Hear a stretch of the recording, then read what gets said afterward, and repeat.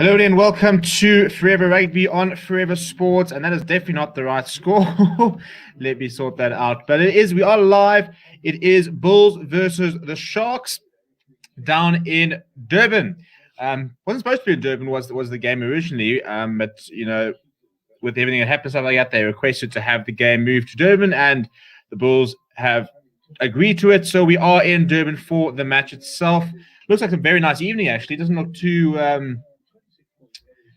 too bad down there. And I mean, look, it's warming up all across the country. So I think we're in for some very nice weather in the rest of the Currie Cup and in the, for example, like the Rugby Championship with Argentina going down to Quebec for those two games and stuff like that. So hopefully that the conditions are going to be really, really good across the country for some really good running rugby. But in terms of the Currie Cup, it was going to be a top of the table clash between the Bulls and the Sharks. But the Greek was actually, because of their point that they got against the Lions, they've actually moved into second place.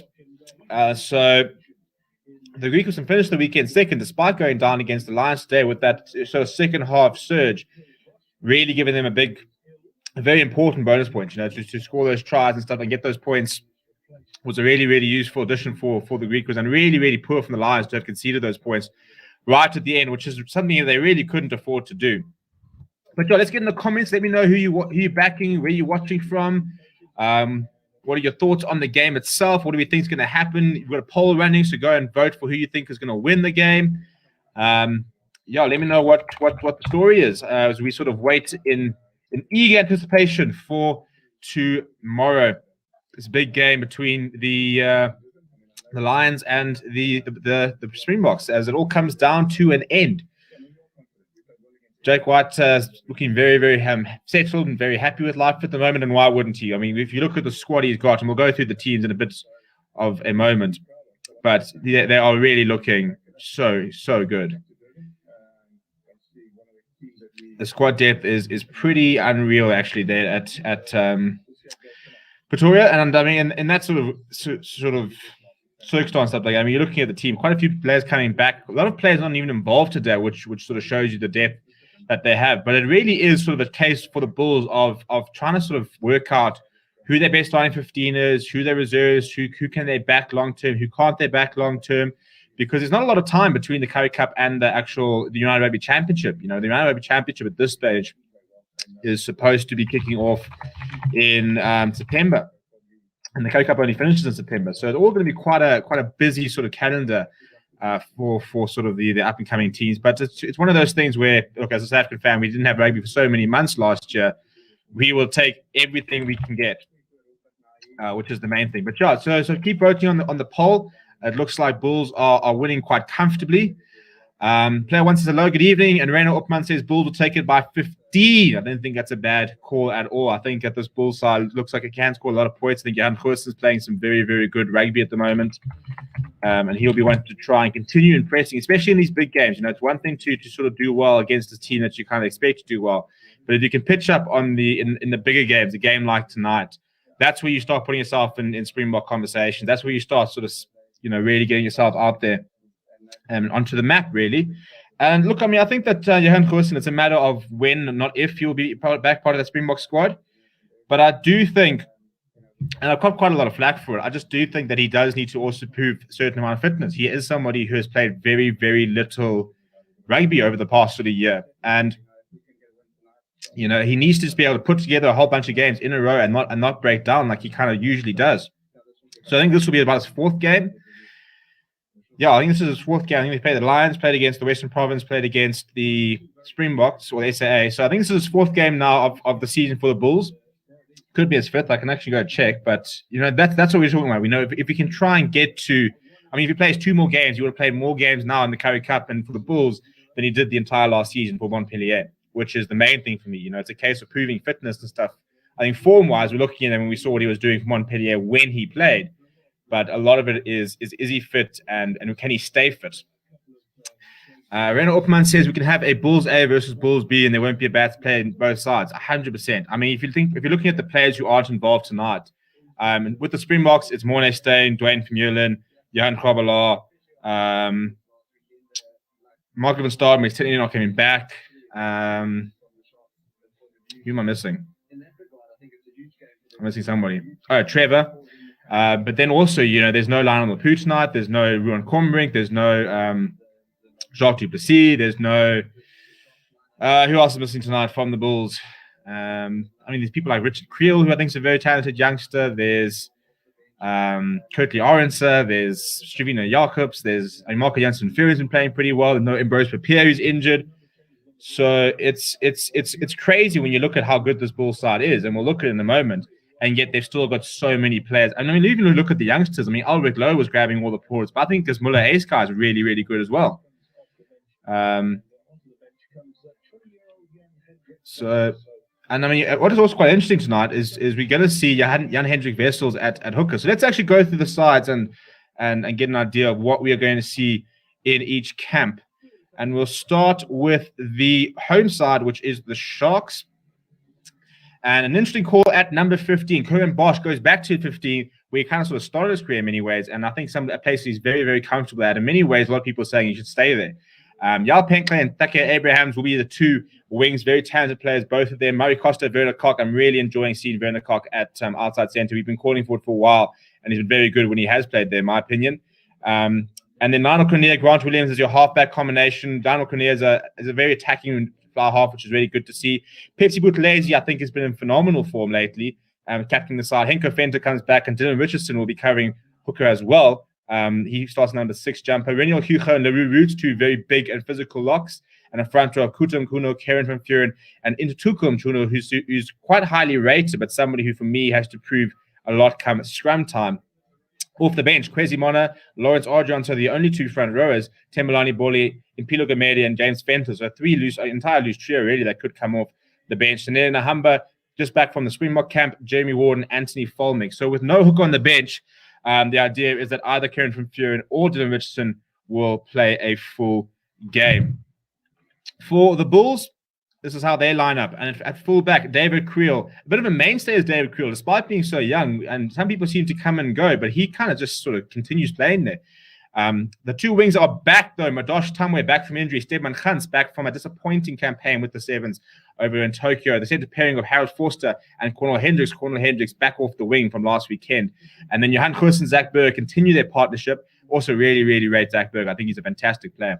And then the loose trio of Albert Lowe, Muller Ace, and Marcel Kutsia, who will captain the side once again. Ruan Okel, Walt Steenkamp, probably the form lock pairing in the country. Mornay Smith, Skalki Rasmus, and Lizo Boboka, the front row. Morris van der Westhuizen is the man in the middle, just by the way, that I see coming up.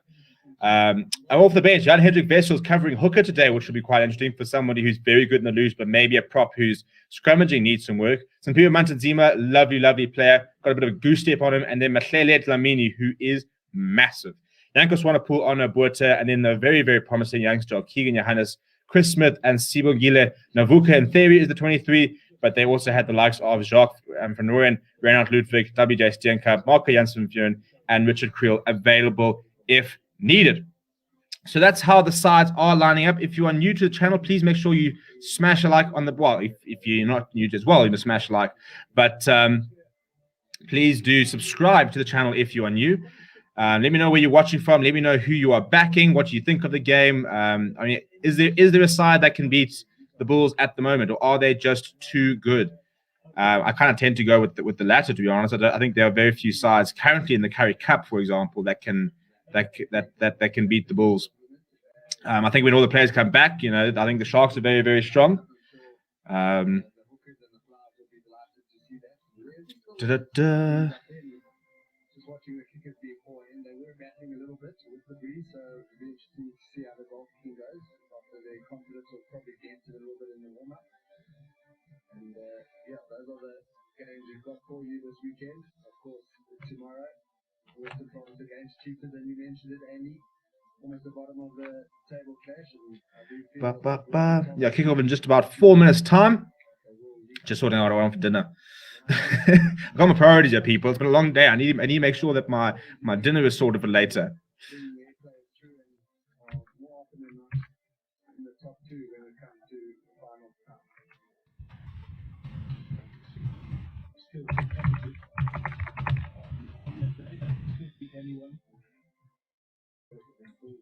We talked a little bit about Scott Erasmus coming in because Kromala has been pulled into the national side, and there's also been a couple of other changes. Right, well, dinner is sorted, so now I can focus on the sort of the main event. So Tazio Trotter is asking who starts Morne or Goosen when he returns.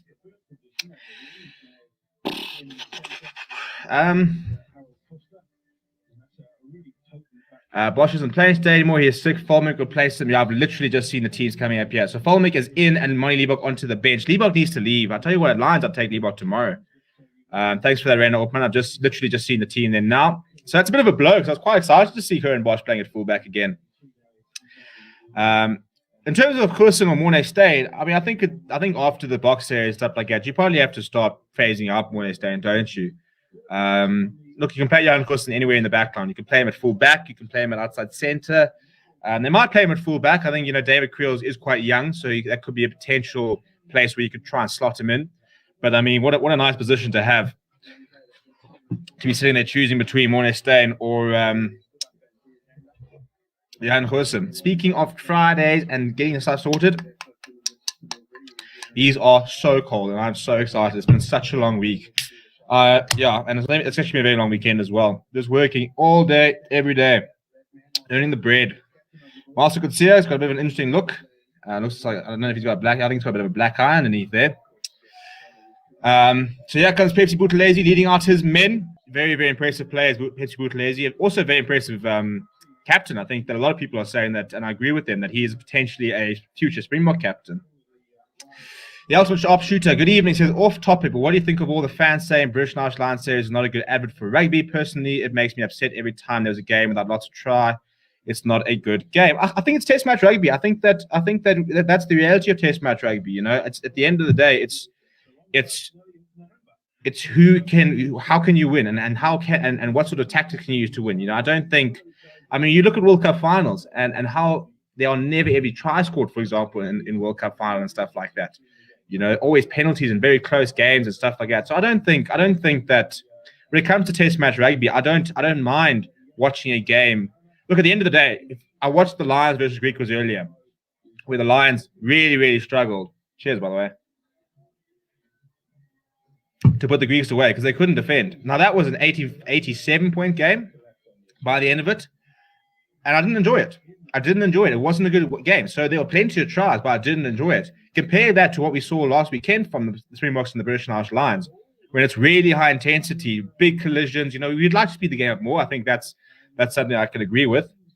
But as long as the intensity is up, I'm happy with whatever sort of. If we don't see tries, we don't see tries. But I want to see intensity. I want to see really close rugby. I want to see big collisions, and that's what Test rugby is all about, in my opinion. I think if we don't see tries, we don't see tries. The All Blacks have managed to do it very well, but we're not the All Blacks, and we've won 3 World Cups doing what we do, and we've won the Lions series doing what we do. We've won rugby championships doing what we do. So I think it's mostly the Lions fans are just a bit sour, to be honest. If they can, I mean, that's what.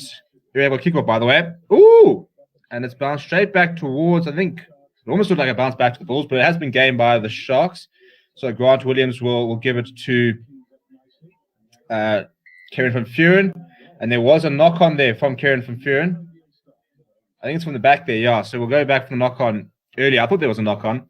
I mean, obviously I love tries and stuff like that, but I think that, for the British National Lions fans to sit there saying, oh, this is terrible rugby and a bad advert, I think, if you're a rugby purist and you watch the game for long enough, you can learn to appreciate the small things and you can appreciate the sort of battles that we brought. Dan Bigger everybody said, oh, what do you think about the style of rugby? And he said, listen, look, it's won the World Cup. So he says, we wish we could play like that and win a World Cup as Wales, for example. So if it works, it works. If you want to see tries, we've got Varsity Shield, we've got Varsity Cup, we've got lots of competitions. I think Test match rugby must just be whatever you're good at. Not everybody's going to be a France or New Zealand and throw the ball around. Let's not pretend that England and Wales and Ireland play. I mean, Ireland maybe to a better extent, but England don't play a phenomenally big, open, massive, phenomenally entertaining game. That's a massive scrum by the Bulls, by the way. So Madosh Tumwe first in. I think they've got an advantage here from Marius van der Westhuizen. Yeah, they do. It was a very big scrum there from the Bulls. Now Ruan Nokia carries up down to 22. Right, here comes Karl Erasmus getting a rare start today. So nice go forward ball here from the Bulls. Johan Goosen going to Harold Forster. Then straight into, I think, Murray Costa and Werner Koch. Werner Koch all over that ball. slowing things down. And has conceded a penalty, has Werner Kok. So it's an early penalty here from the Bulls. And the first thing that Jan Koos is going to do is pump this to the corner and try and get the points while the try is going. And this is a team with confidence. A Bulls team of 2 years ago could be taking the points here, but this team is playing with so much confidence. They know they're better than the Sharks. They know they're expected to win. They're coming out for 5 points. Sharks need to get proper reserve props. Yeah, I think it's they've got a lot of youngsters do the Sharks, but and look, and then they bought Lawrence Ardron, so I don't really rate. I've never really rated Lawrence Ardron, to be honest. I've always quite surprised that he's Springbok capped. So first, Ronnie Moya from the Bulls. Advantage there for the Bulls. Yeah, so it's not a great pass that burger to Cornel Hendricks. Goes to Jan Goosen, who goes to David Creel. Oh, it's a big hit on him from Takia Abrahams and Werner Kok. Now they're going to work their way back towards the left. They go to Cornel Hendricks, the first receiver, who shows his head, ducks inside. Dylan Richardson's all over that ball, but is available for Zach Berger. Goes to Marcel Katsia. Really nice go forward ball. Now, Jan Goosen inside ball to Stefan Gans, who's coming inside for a bit of work, playing on the wing today, usually outside center for Jake White. And we'll go back for the penalty. Virgin Irish line scrum going backwards. What a beautiful sight. It can't be repeated enough in any game. Agreed. We just saw that now with the Bulls and the Sharks. And Madosh is so underrated. Sometimes, ever since he moved to the Bulls, his game has improved. Look at his defense. I think that's the main thing. I've seen Madosh Tambwe play for years because he obviously came through the lines. And they're going to pick up and they're going to tap and go here. The Bulls. We go to Marcel Kutsia. You got Muller Ace next to him. Quick ball. Now it's Albert Lowe. It's a big tackle on him. Finn Fury, but he can't stop him. He shakes it off, and they are over. Bulls over. The perfect start. They backed themselves with the pick up and go. It was Albert Lowe who tapped it initially, gave it to Marcel Kutsia, who bashed it up, and then gave it straight back to Albert Lowe, who then had the power to get past Finn Fury. He eventually made quite a nice hit, but couldn't hold on. But yeah, I mean, in terms of Madosh Tambwe, I think it's, I think he has. I think you nailed on the head in terms of his defense, because that's what we've always seen with South African wings, isn't it? We've always seen raw pace, really good finishing, but can they defend? Are they going to the high ball? Is their positional play quite good? And that's definitely something that I've noticed since going to the Bulls. The fact that he's brought the defensive side to him, and if any of the wings in South Africa can bring that defensive side, that's what we're looking for in a test wing. Even people like Edward van der Merwe, Takia Abrahams, very, very exciting in the attack. But if they can't defend, they're never going to make it to test match level. So I'm excited to see what Madosh can do. I think there's a lot of good wings at the ball. I think Kirkley Arons is another one. Once again, defense will be the biggest question. And especially because of the way the Springboks play, you can't be a bad defender as a wing. You can't hide. So 7 points up there for the Bulls. Perfect start for them.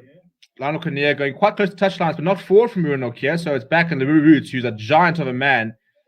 Takes Hale Forster with him. Marcel Kutsia over there trying to win the ball.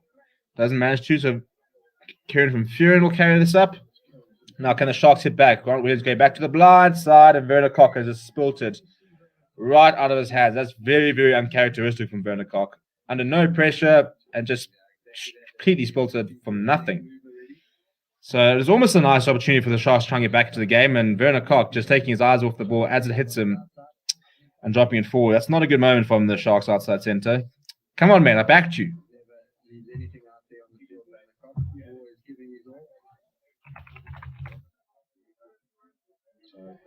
Very happy to go back to the set piece. Put everything together. Yeah, don't be surprised if they keep this one in handy and go for that penalty. So a scrum here for the Bulls, deep inside Sharks territory. So this could be penalty time for the Bulls after that first scrum. And once again, boom, that's a big hit. And they're going. And Mornay Smith's up. These are Koboka's doing some good work there, but we'll have a reset. But once again, the Bulls scrum all over the Sharks front row. Ultra Sharpshooter says, Bulls looking solid as always. Wouldn't say their squad is light years ahead of the others, just have superior coaching. I think that they've just got such good depth. I think the Sharks have got very good depth and they've got everybody back. But you go through the Bulls side, and number one, Steenekamp, Koboka, Mantanzima, Jacques Van Ooyen, he's a bit of a swing prop these days. Number three, Mornay Steyn, Trevor Nyakane. Jacques Van Nooren can play there if he needs to. He's been sort of floating around the place, has Jacques Van Nooren. Hooker, you've got Jan Krabbelaar now in the box squad, Skalky Rasmus. And if Jan Hendrik Wessels makes the transition at lock, Ruan Steenkamp, Ruan Nokia, Wal Steenkamp, loose forwards, they've just got so many players. And they've always had brilliant youngsters. It's a much better scrum from the Sharks, making it a bit competitive.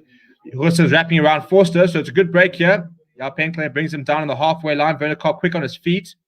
Just manages to slow things down. Now the counter comes in from the Sharks. They've turned it over to the Sharks. Very good work there at the breakdown. Mike Leibach has another great pass to Cornier. He stabs it ahead. He's turned Cornel Hendricks, who's under a bit of pressure here, goes inside to David Creel. Steps away from one. Steps away from another. He's still going as David Creel. Now it comes back off the head of Walt Steenkamp. And it'll be a knock on. Very, very good work there from David Creel. He's under a lot of pressure and a couple of steps away from one, step away from another, and then trying to bring Walt Steenkamp into the game, and it just bounced off his head.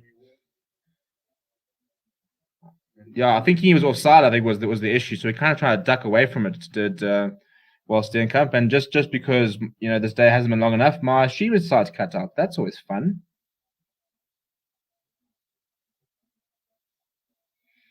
Right, well, currently not being able to see the game, which complicates things slightly when you're trying to keep people updated on what's going on. So bring up the contingency plan. Now we're back-ish. So we're going to have another scrum here, which is not a bad result for the Bulls. I think their scrums are going to dominate the Sharks the entire evening. So they'll scrum as many times as they can throughout the game. It's a big hit from the Bulls again. Grant Williams just laying that pass, that feed. Eventually puts it in as the scrum goes down. So we'll have a reset.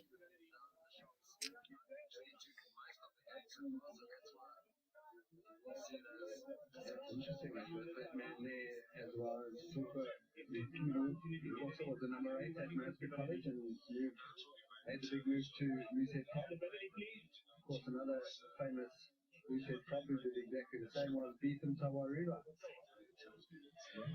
So some reset scrums. I hate a reset scrum. Hate it. Don't have time to be sitting here watching people scrum all evening. Just get the people running. Friday night rugby. And it's a good match as well. It's good to see proper back-to-back decent games on the Friday nights, without being disrespectful. The last thing you want to see at these, look, at base of the log is like a Cheetahs versus the Lions at the moment. But Sharks versus Bulls versus Western Province last weekend. It's a nice way to get into the weekend and prepare for the test match. 2 test matches we will see tomorrow. We're going to be live for both tests tomorrow, and Lekanya will be taking you through the Bledisloe Cup in the morning, and then, of course, as usual, I'll be with you guys for the British and Irish Lions game.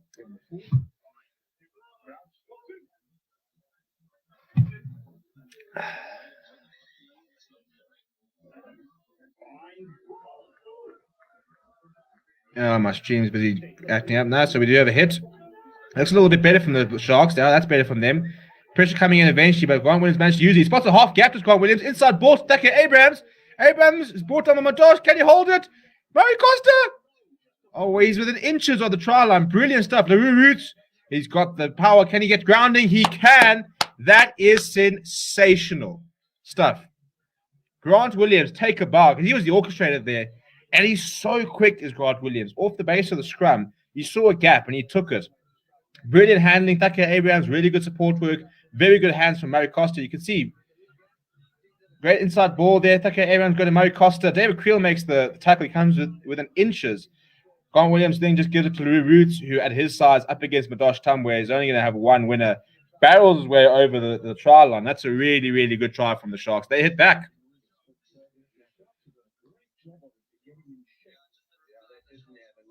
And somebody was saying the other day, why hasn't LaRue Roots been playing? And apparently, he's been undergoing quite a hectic fitness regime. The Sharks in general are undergoing quite a hectic fitness regime where they're making sure that all their players are seriously fit. That's why Jay van der Mesht was causing quite a few issues, because they were saying he wasn't fit enough.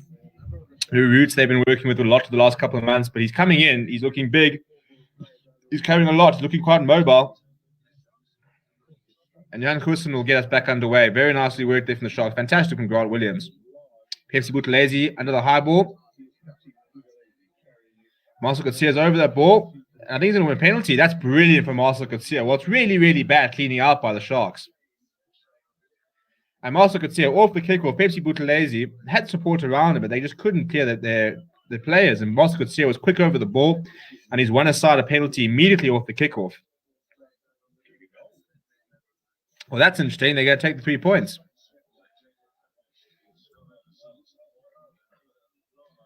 Yeah, I wonder why they're changing attitude there from the first few minutes. They went straight to the corner.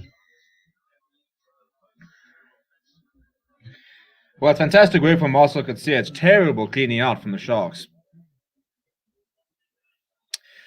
Sharpshooter says Grant Williams has honestly gone under the radar for me. I really thought our Premier SS Scrum Masters were Henderson, Papier, Nahamba, and Berger. I really, really like Grant Williams. I think that the Sharks always that's horrible from Johan Goosen. Well, it was pretty much bang in front. It's come off the bar. So that's a horrendous moment from the Sharks fly half. And Tucker Abrams is stepping sideways all the time, then gets the offload, which doesn't go to hand and is not forward. Well, after some really good play in the first 10 minutes, I mean, that's just a comedy of errors. Johan Goosen missing, Tucker Abrams stepping away from everybody by going sideways, sideways, sideways, and more sideways. And then trying to give the offload. Nobody was ready for it. Was Tukum Kuno knocks him forward, and after just getting away with the 3-pointer from a horrible kick from Johan Goosen, they put themselves back under pressure with a scrum for the Bulls inside the 22. So that's not a good moment from Thacker Abrams or Johan Goosen, but the Bulls are still parked out inside the 22 with a nice attacking scrum. I can't believe Johan Goosen missed that. And I don't want to overreact. There's only one kick, but it was a bit of a lazy attempt. I mean, when I say it's right in front, like he was probably in line with the right-hand post, maybe about 2 or 3 meters to the right, and he goes and smacks the upright, which is bizarre.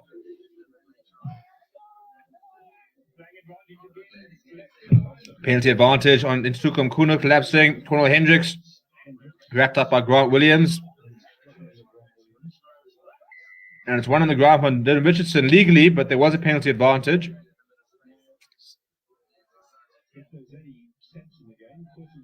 Oh, we've got a bit of rain on there from the looks of it. Well, after saying that the conditions look good, I don't know if it's just because I don't have my screen in HD, but there is some rain. And Johan Goosen's going to have another attempt. I don't know. This is a little bit harder almost. It's almost 2 meters to the right of the upright as opposed to 1.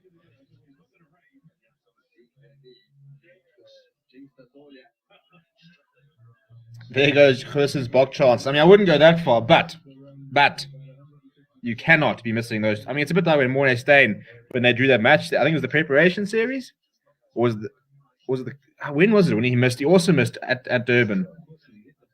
Well, that's much better from Goosen to go straight through the middle, as you kind of expect from that range. But so yeah, the net results: the Bulls get their 3 points after a couple of penalties and stuff there. So they've hit back. It's 10 points to 7, 17 points in the opening 15 minutes. So quite a high scoring game early on.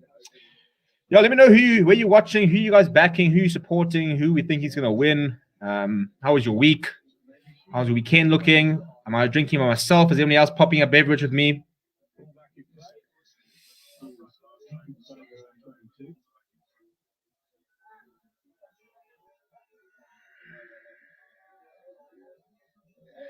Bulls quite deep in the 22 from the break, from the kickoff.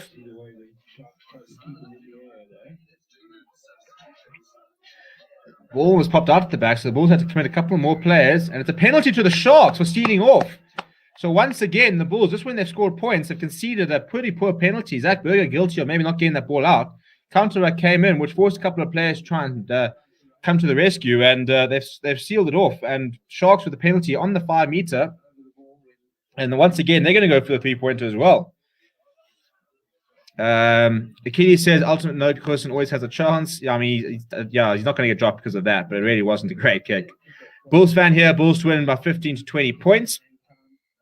Well, yeah, I mean, I think it's going to be quite a high scoring game from the looks of it. We could have our 20th point.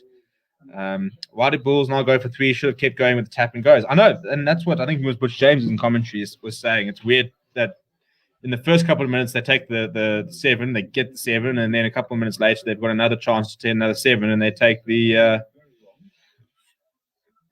3. But Sharks also take the 3, so they could level things up. Keys Gurus are making videos tonight, so I came to spend your time on mod there. Okay, well, welcome. Welcome to the other side of South African Rugby YouTube. No issues there from Lionel Cornier. 10 all.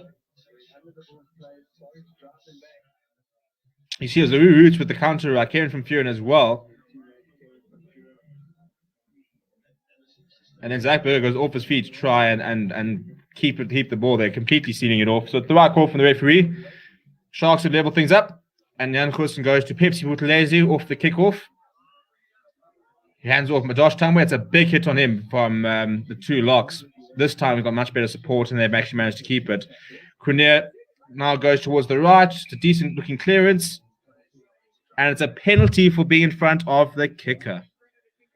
Well, this is just a comedy of errors from both sides. Every single time they score points, they're conceding a penalty back inside the other half. It's literally happened in the last 4 kickoffs. So a penalty, it's a horrible penalty to consume, and the refs are cracking down on this being in front of the kicker. So all of a sudden, Lionel Cornier's fantastic clearance to the halfway line, and the Bulls now have a penalty, and they've kicked the ball out, and they're going to have a line out on the 5, and on the left-hand side. So it's not going particularly well. Coaches will be doing their nut. Renan Opman says Bulls should have scrum milk a penalty try, not a bad shot. Key says, you've been growing well, mate. Glad to see South African rising to strong and high on YouTube. Makes us proud. Thank you very much. I appreciate it. It's a decent looking maul. Getting a little bit fractured at the moment, and a lot of support coming in from the Sharks. And the call comes to use it. And they got their hands wrapped over that ball. This could be turnover ball, you know. Well done. Well done. That's very, very good maul defense from the Sharks. There's Dylan Richardson who emerges with the ball. Of course, he's got a couple of things to say with everybody else on the ground. But after a horrible penalty, you can see that's very, very nice maul defense. There will be a scrum, so not quite out the woods yet are the Sharks, but if they can just get a decent hit, then Lionel Cornelius will hopefully be able to clear his lines, get themselves out of trouble, and just settle things down a little bit.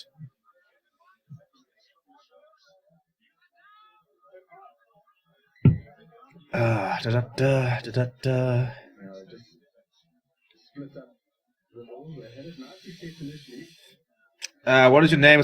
My name is Steven. You can go call me Steve. Steve is the name, or Stevie P is my personal YouTube, for example.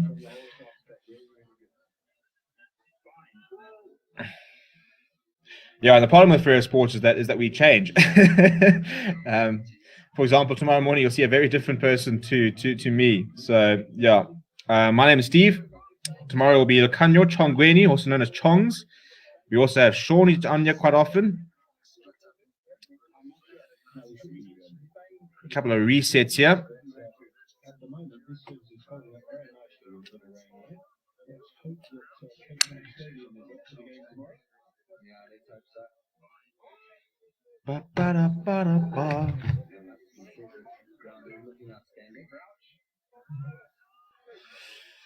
Right, here we go. On the 20-minute mark. Nice to meet you as well, we're not? Nice to have somebody new in the stream. That's a huge scrum from the Bulls, but they have managed to use it. Murray Costa now bashing it up. He's got Werner Koch behind him. Scrum time. I mean, the Bulls are having a field day. It's not a great pass line of Cornelius. It's actually quite a bit of time, not much of a chase there. He doesn't find touch though. Stefan Gans keeps it inside, tosses it back to David Creel.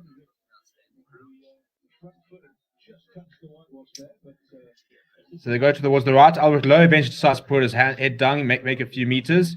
The Bulls almost looked out. Now Mosikotsia.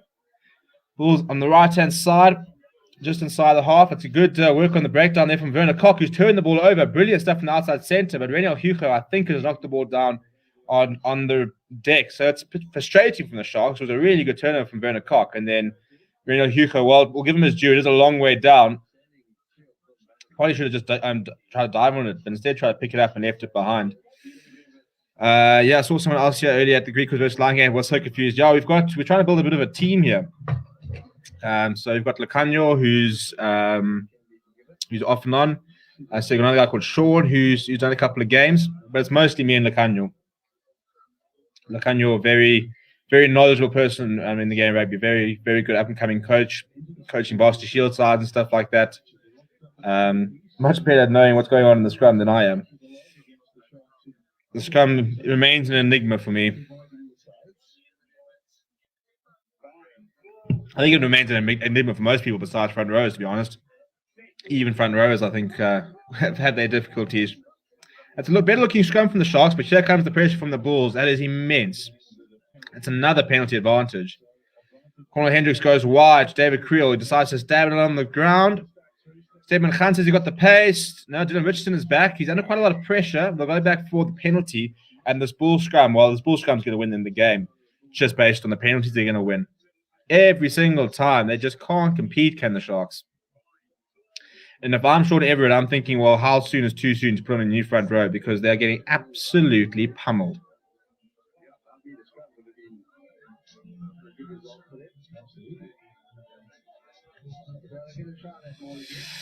Notice I'm able to watch the Lions tour on Peacock TV here. I went to sign up for TRC on Flow Rugby, but they want USD $30 a month. That is outrageous. Mo, if you go and check out ExpressVPN, I know that Channel 9 in Australia, which is a free service, they are showing some of the games. They're showing the Bearsville Cup for tomorrow. So if anybody's looking for a stream for the Bearsville Cup tomorrow, I know in the UK they're not showing it. If you use ExpressVPN, we've got a link in the description. You can go and use Channel 9 on Australia to watch that game.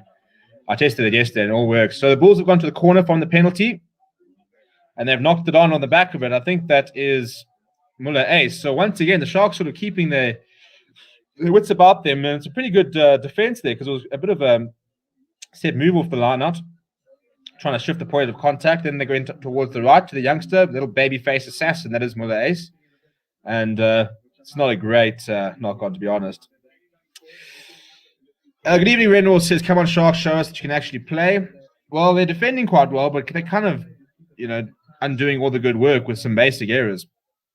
But yeah, as I said, if you guys are looking for a place to watch the Bearsville Cup, I tested it yesterday, so it'll be quite cool. And I know that they are apparently showing the Rugby Championship games. So I want to assume it'll all be at the Australian games. But yeah, and that means the South Africans, when we watch Australia versus South Africa, you can use that for free with the use of ExpressVPN. I'm sad that Liebach, so me and my friend play a game on mobile called Rugby Manager. So Bulls win, he must name his squad Men of Steel Bulls. And if the Sharks win, I must name my team Kalahari Sharks. Rugby Manager. Never actually heard of it. Let's go check that out. Yeah, I love a good forfeit. Sad that Liebach isn't playing. Well, he's on the bench, thankfully, because Curran Bosch is sick. But yeah, I feel very sorry for my Liebach. He just doesn't seem to catch a break wherever he goes. Hope Bulls win so he can rename his team. Yeah, I enjoy a good forfeit. We used to have haircuts and stuff at varsity and WhatsApp stage. Oh, and they've done it again. The Sharks, after a decent scrum, have been in front of the kicker. Once again, they've conceded a penalty and allowed the Bulls right back into it. Every single time the Sharks do something good, they concede a stupid penalty. I mean, how many penalties have they conceded? It's really ridiculous. It's Yal Penkle who's been nailed. Never behind is the call. And Jan Goosen pops it into the corner. And the Bulls will have him another chance to try and score some points.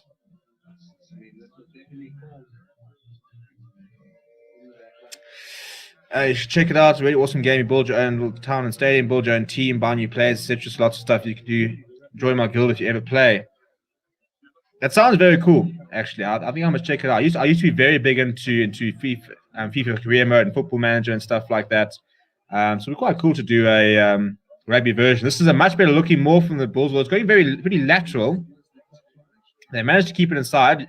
Zach Berger's calling for people to come grab the ball. He's under a lot of pressure at the breakdown. And Liesel, that's a decent run from Liesel. They got an advantage here to the Bulls. Pick up and go from Marcel Katsia. Not quite. That's Muller ace, I think. No, it's not. I think it's Ulrich Low then. Still got an advantage here to the Bulls. Oh, Liesel thinks he's gone over. Has he gone over? Marius van der Westhuizen wasn't particularly well placed. So we've got a double blow of the whistle. I don't know if he's going to go have a check or if he's just stopping the game. Liesel reckons he's got to try.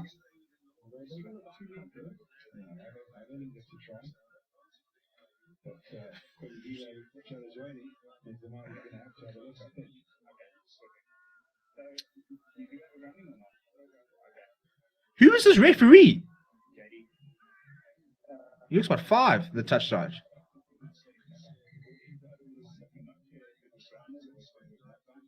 Okay, so we're going to go upstairs. We're going to go to Zingile Jadazweni, and he's going to try and see if he can find a grounding. G Sharks playing like the Springbok second half. First test was too many errors, 100%. Steve, I recall you're a Bulls fan, right? I can't remember. I watched you a few times before and saw in the collab. No, I'm a Lions fan. I'm on this side of the UXK. I don't dabble in Pretoria. Johannesburg boy, born and bred, so the Lions were my team, which has been fun. I'll leave it at that. It's been fun. Good moments, bad moments, and everything in between. As a Lions fan. So we're going to check for some grounding here. Lizo Koboka reckons I love saying that surname. It's such a cool surname. Reckons he's got a try.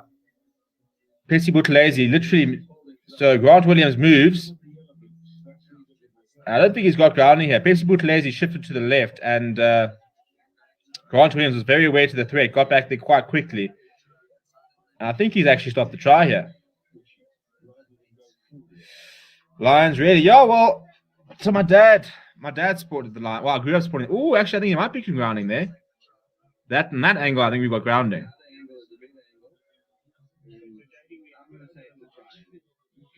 I think it's going to be awarded. By the way, I think Lizo's got it. Yeah. So my dad grew up in Zim, so didn't really have a Currie Cup side. Well, I suppose Zim used to be in the Currie Cup side. My uncle actually played Currie Cup all those years ago. And then he settled in Joburg, so he ended up watching the Lions. So we grew up going to Ellis Park, and we are season ticket holders there. So I've been a big Lions fan for many years.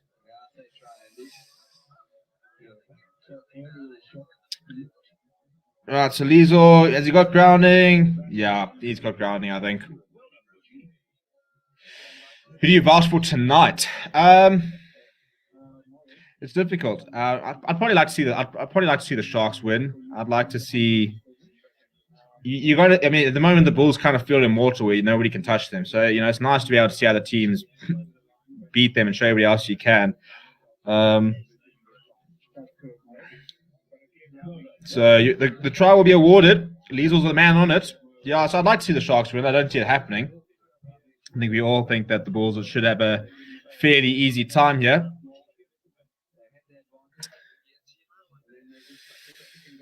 Where did your dad grow up in Zim? I attended Milton High School in Bulawayo from 1980 to 1984. My dad was at and I won't completely blank. He was also in those sort of years. He was in Bulawayo. It was Derek Pettit. I'm completely blank on the school he was at. And now you say Milton. I don't want to say it is Milton. My entire family's from Zim. My mother was from Zim, and then we came down here for varsity. Hamilton, yes, I think it was Hamilton. I'm pretty sure it was Hamilton. Yeah, it was Hamilton. Now that I say that, yeah. So he was at Hamilton in. Trying to think of the years now. 75. Yeah, about 80 to similar sort of time actually.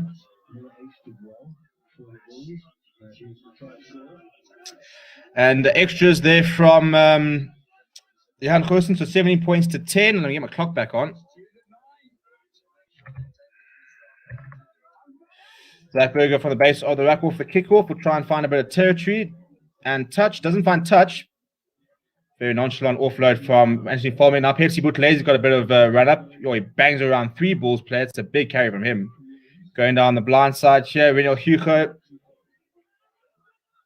Zach Berger trying to turn that around. And he's won the penalty of Zach Berger, who had hands on the ball. Hugo's not convinced that it was illegal, but hey, that's the call. Not releasing is the call. That's brilliant work on the ground there from Zach Berger. My mom still lives in Zim. My uncle still lives in Zim. He's still in Bulawayo. Yeah. But my entire family was from Zim eventually. My cousin actually played Zim Craven Week. Fun fact for the day. But yeah, so Jan Goosen has kicked that pretty deep. But this is the problem with the Sharks. 8 penalties to 1 from the Bulls. Just that 1 penalty from the Bulls. The Sharks are conceding penalties faster than Steman Khan's going to take a half a gap.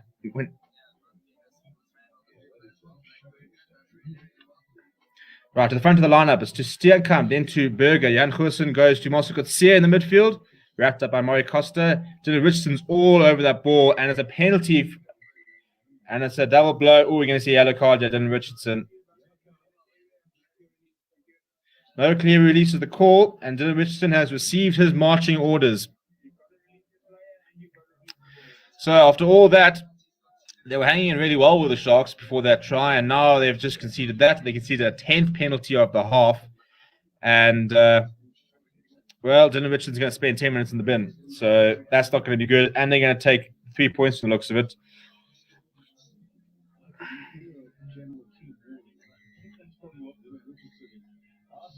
I feel it's quite harsh on him. I mean, it's not like they've had consecutive penalties in the red zone that they've been saying, right, one more and you're gone. So you've got to feel a bit sorry for Dylan Richardson there. Goosen slotting the 3 points, making it a 10-point gap. He's not happy, he's Dylan Richardson.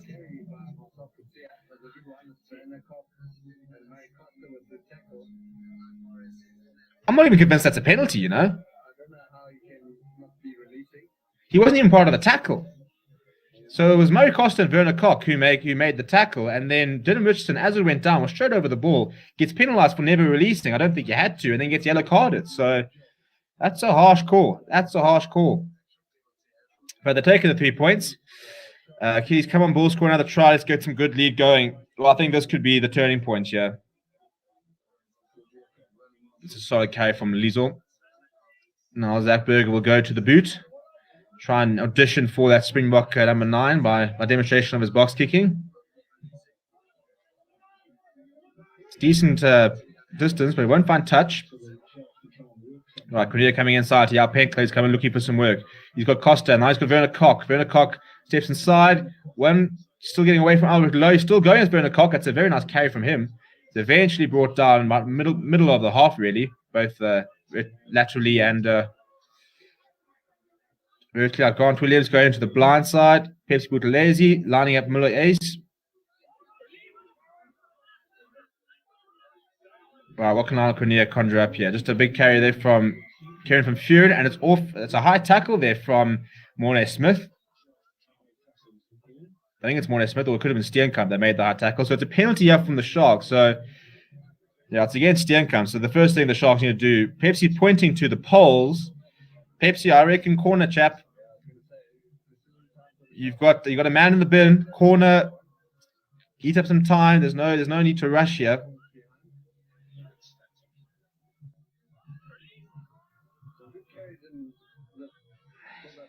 Yeah, it's an interesting call here, Pepsi Buthelezi. I don't really agree with that. I think going to the corner would have.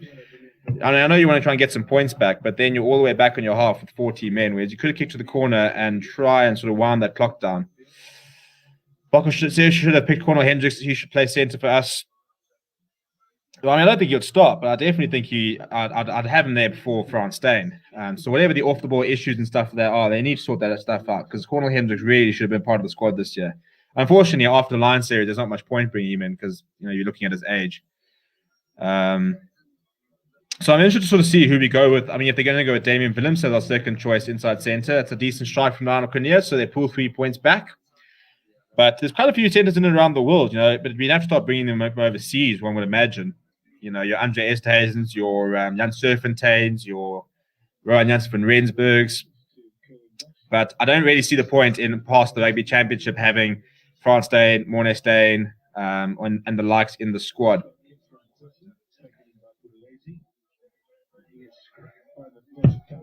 Buthelezi once again under the high ball. Go back to Lionel Cornea. On the back clearance from Cornea. Finds touch just sort of halfway between the 22 towards the 10-meter line. So ultimate sharpshooter records, you would have gone with Andre Esterhuizen for Hendricks. Yeah, I don't think on current form. I think, as I said, after the Rugby Championship, I think this probably was the last chance to see Cornel Hendricks. I just don't see the point looking at longevity and looking towards the World Cup of including him at 33 years old, I think he is. But I would have liked to have seen him during this Lions here. I think, if we had the normal SAA game, that's a fantastic game. I'm also good to see. This is good stuff here by the Bulls. Speaking of the man, he's in the middle there. Is Cornel Hendricks, can't get the ball away. But David Creel has mopped up pretty well and retained possession up onto the 22 towards the left-hand side. Mornay Smith with a bit of a deft touch inside Bort Steenkamp. Kuta Mkuno is brought down. Zach Berger goes to David Creel. A bit isolated. Needs some support. It comes in the form of Zach Berger and Mornay Smith now filling in at scrum off. One of the biggest scrum offs in and around the world. Right, Jan Crewson goes very flat to Muller Ace. It's a very nice tackle on him. By Reniel Hugo. Now the other on the hands. Namadosh Tumware's got a bit of space. He's wrapped up by Werner Koch, and it was a forward pass anyway. So it'll be a scrum or line option, I think. Or did they call it before? Yeah, forward pass there to Madosh Tumware. Pretty needless from Harold Forster. So we resume with a scrum, which is probably not the best thing for the Sharks. Also, some very, very cool news, people. Tomorrow we can officially unveil and launch our partner for the next month. We have got a sponsorship on the channel, which is really, really exciting. I never dreamed that I'll be signing a brand deal within a year of doing this, but we've got a brand that's come on board for the next month. So we're going to be launching that tomorrow, which will be really, really cool. We're launching it on the official Lions Watchalong. So make sure you keep an eye out for what we're going to be unveiling. It's a lot of fun. You're going to have a good laugh, and I think we're going to have quite an entertaining time over the next month working with this brand. It's a really, really cool brand. You won't expect it, but it's a lot of fun. So I'm very excited to show that to you guys tomorrow. In the meantime, we'll have a scrum on the far right-hand side of the field on the 22 meters. Brent Opperman would go for Serpentine. He has had more than 30 caps and is in his 20s. Yeah, I think we've got to look at bringing somebody else in. Probably a Serpentine. Ooh, Arnold Kanier go with the cross kick. That's really well read by Yao Penkler, who's lined up David Creel. Makes a really good tackle. Werner Cox there for the offload. Werner Cox inside ball. It's been knocked on by Murray Costa. Kept alive. It's a knock-on advantage for the Bulls. And we'll go back for the scrum. Well, that's a really, really good exit play from the Sharks. Nice little deft cross kick from Lionel Crenier, which was brilliantly read by Yao Penkler. Good handling there for Werner Cox. If Werner Cox offload had gone to hand, it could have been interesting. No, it's not a Dart World. I don't want to say it's not far away because it's not a sex shop, but it's kind of in the similar sort of. I'm not going to say too much. I'll show you. You guys will see it tomorrow. It's going to be a good laugh. It's going to be a good laugh, though.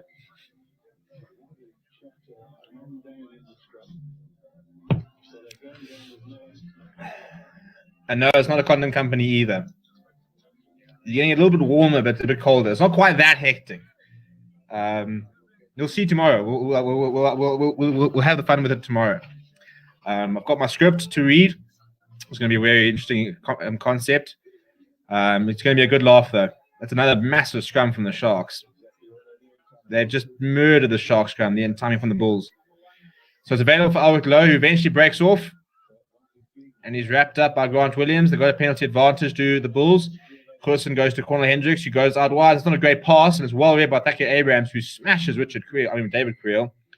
So they'll go back for the penalty, and surely in the second half we'll see a change in the front row, because this Sharks front row has been obliterated every single time they've had a scrum.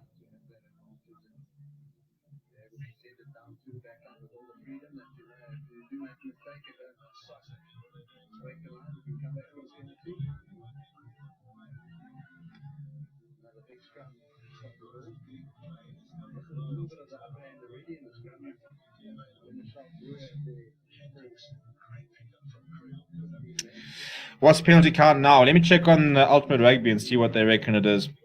Often a couple of penalties off, but I mean, it must be sitting at about 12 or 13, I'd imagine.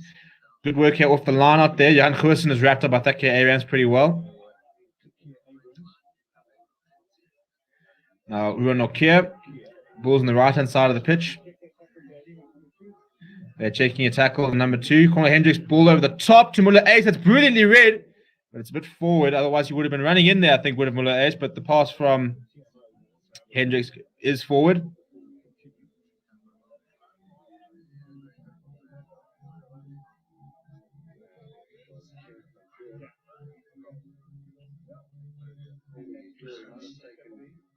Yeah, there's a technical. And have a look at Abraham's tackle. The tip tackle maybe.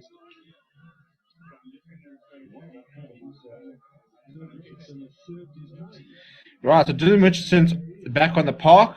It was a forward pass. We're going to go check a tackle here, a dangerous tackle. So time is currently off. I can remove the yellow card. The Sharks are back to a full contingent.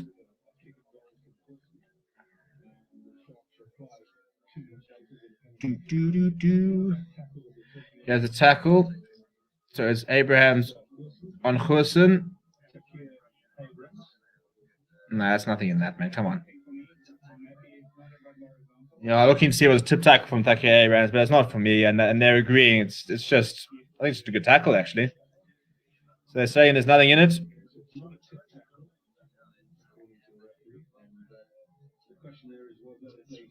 Yeah, and then they're looking at a grass cutter there from Kieran from Furen. Trying to see if he wrapped in the tackle. I think he does wrap from an initial point of view. I don't think he successfully wraps, but I think it's an attempt to wrap.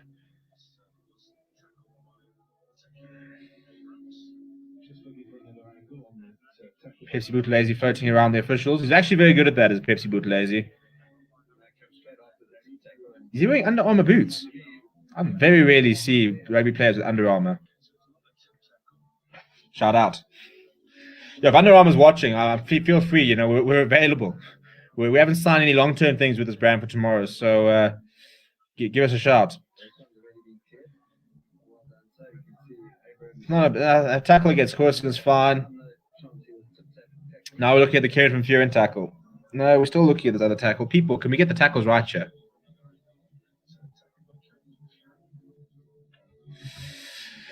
Serpentine Delendi was a good pair, and Serpentine and Jesse was a good pair. Also, Delendi and Jesse. I can't wait to see the 150 kg giraffe. The Bulls shall win this match because they are heroes. Go Bulls, this is your cup this year. All Black versus Australia going to be so epic tomorrow. Of course, the game of the Box versus Lions. Agreed. I can't wait. Very, very keen for the Australian game. Unfortunately, working during the day, so can't be on here.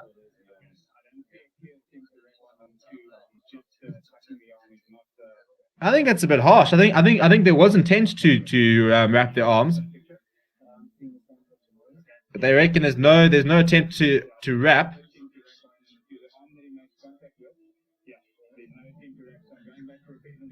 Okay, it'll just be a penalty though. So no yellow card from Kieran from Furen. I think that's harsh. I think when he's going into the tackle, his arm is there, and he wants to wrap, and then with the collision, kind of sort of takes his arm away, so he doesn't wrap. So I think that's very harsh. I think Marius van der Westhuizen has got that call wrong, and I think he got the Dylan Richardson yellow card wrong. But anyway, the Bulls have got the penalty. They'll kick to the corner. The Sharks didn't concede a single point, actually, did they? The 3-pointer, I think. So they are. So they leveled things up whilst Dylan Richardson was gone. So that's not a bad way to negotiate that sort of period. But if they can defend this well now, it'll be a good moment. But to concede here will be quite a big moment in the game. 7 points in it. The Bulls setting up the rolling more here. Skalki Rasmus is controlling at the back. Looking too much momentum. It's all quite lateral. Trying to sort of break off. They've been told to use it though. And Pepsi Buthelezi got his hands all over that ball. And they've turned it over. Pepsi Buthelezi, take a bow, chap. Brilliant defense there from the Sharks. All they need to do is win the scrum, kick it out, and they've managed that half very, very well. For a side who've conceded so many penalties, but under the cosh. In fact, they've called it. Marius van der Westhuizen has called it. So there we go. 20 points to 13 is the halftime score. Really, really good work from the Sharks, who have been under a lot of pressure. And the Bulls probably a little bit guilty of not taking their opportunities as they should have. So halftime score here. We've got a game on our hands, ladies and gentlemen. Just 7 points separating the two sides. Just 30 people separating me and 4,300 subs. If you guys want to stop clicking that subscribe button. I'm going to take a quick short break, go to the bathroom, etc., etc. So I'll see you guys in a few minutes. Whilst I am gone, please smash the like. Please subscribe to the channel. Please invite your friends. Let's try and see how many people we can get on here tonight in preparation for what should be a very, very big weekend ahead. And I'll see you guys in a few.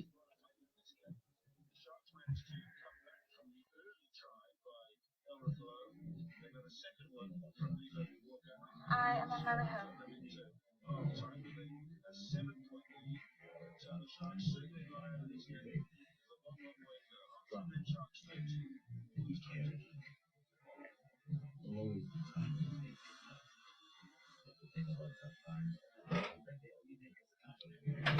Hello.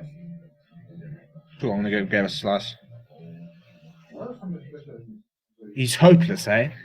Put the yellow card was a bad call. Yeah, he's a bit of feeling. Yeah, that knock on but can't block out the hand. And now this is it.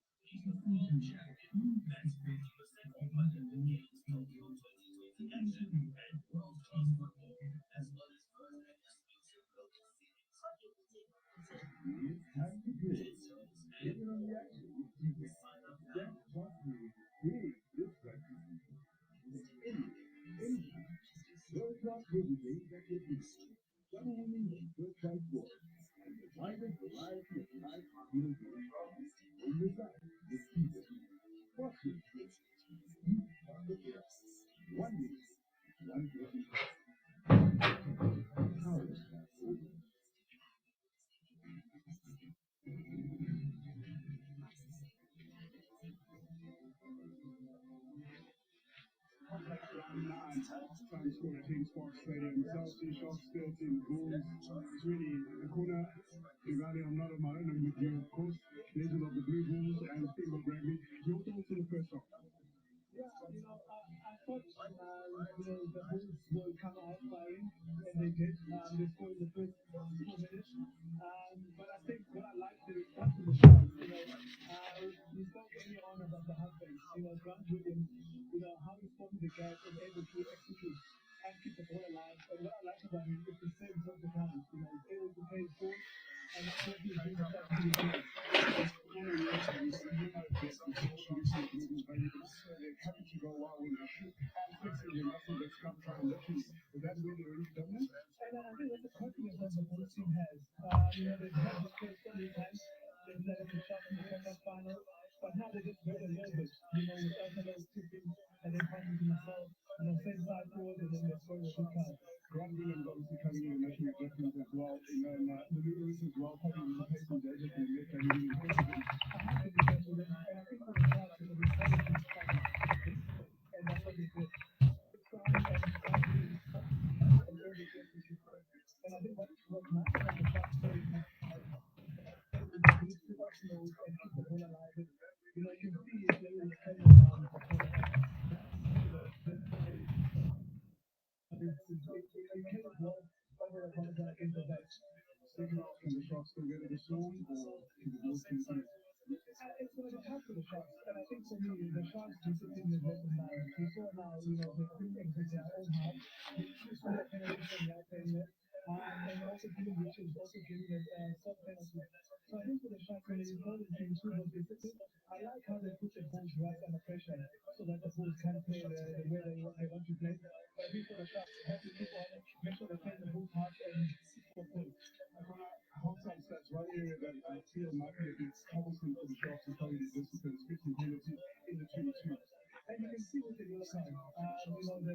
spoken to them, they have to make sure that they get that opportunity. Last season, I took a card. I'm sure it's only showing you that and make sure you keep the ball alive. And same like the defensive ball, they're throwing the ball down in the right. It's done well. But unfortunately, that's what the party play for you for. Sometimes you get one straight for you, others you can't. But I think, generally what we have is obviously in the team. You said generally this has done well, but is it a matter of do you choose the right selectively or do you need it to be especially ongoing penalties that they have against you? You're going to have to be smart about it. The best place is that we're able to make turnovers, know which routes to attack. And I think for him, he tries to go for every ball. And that's kind of the game that he will do. Hopefully the second half will be better. I'm going to put you under pressure once again. Eagles or Sharks second half.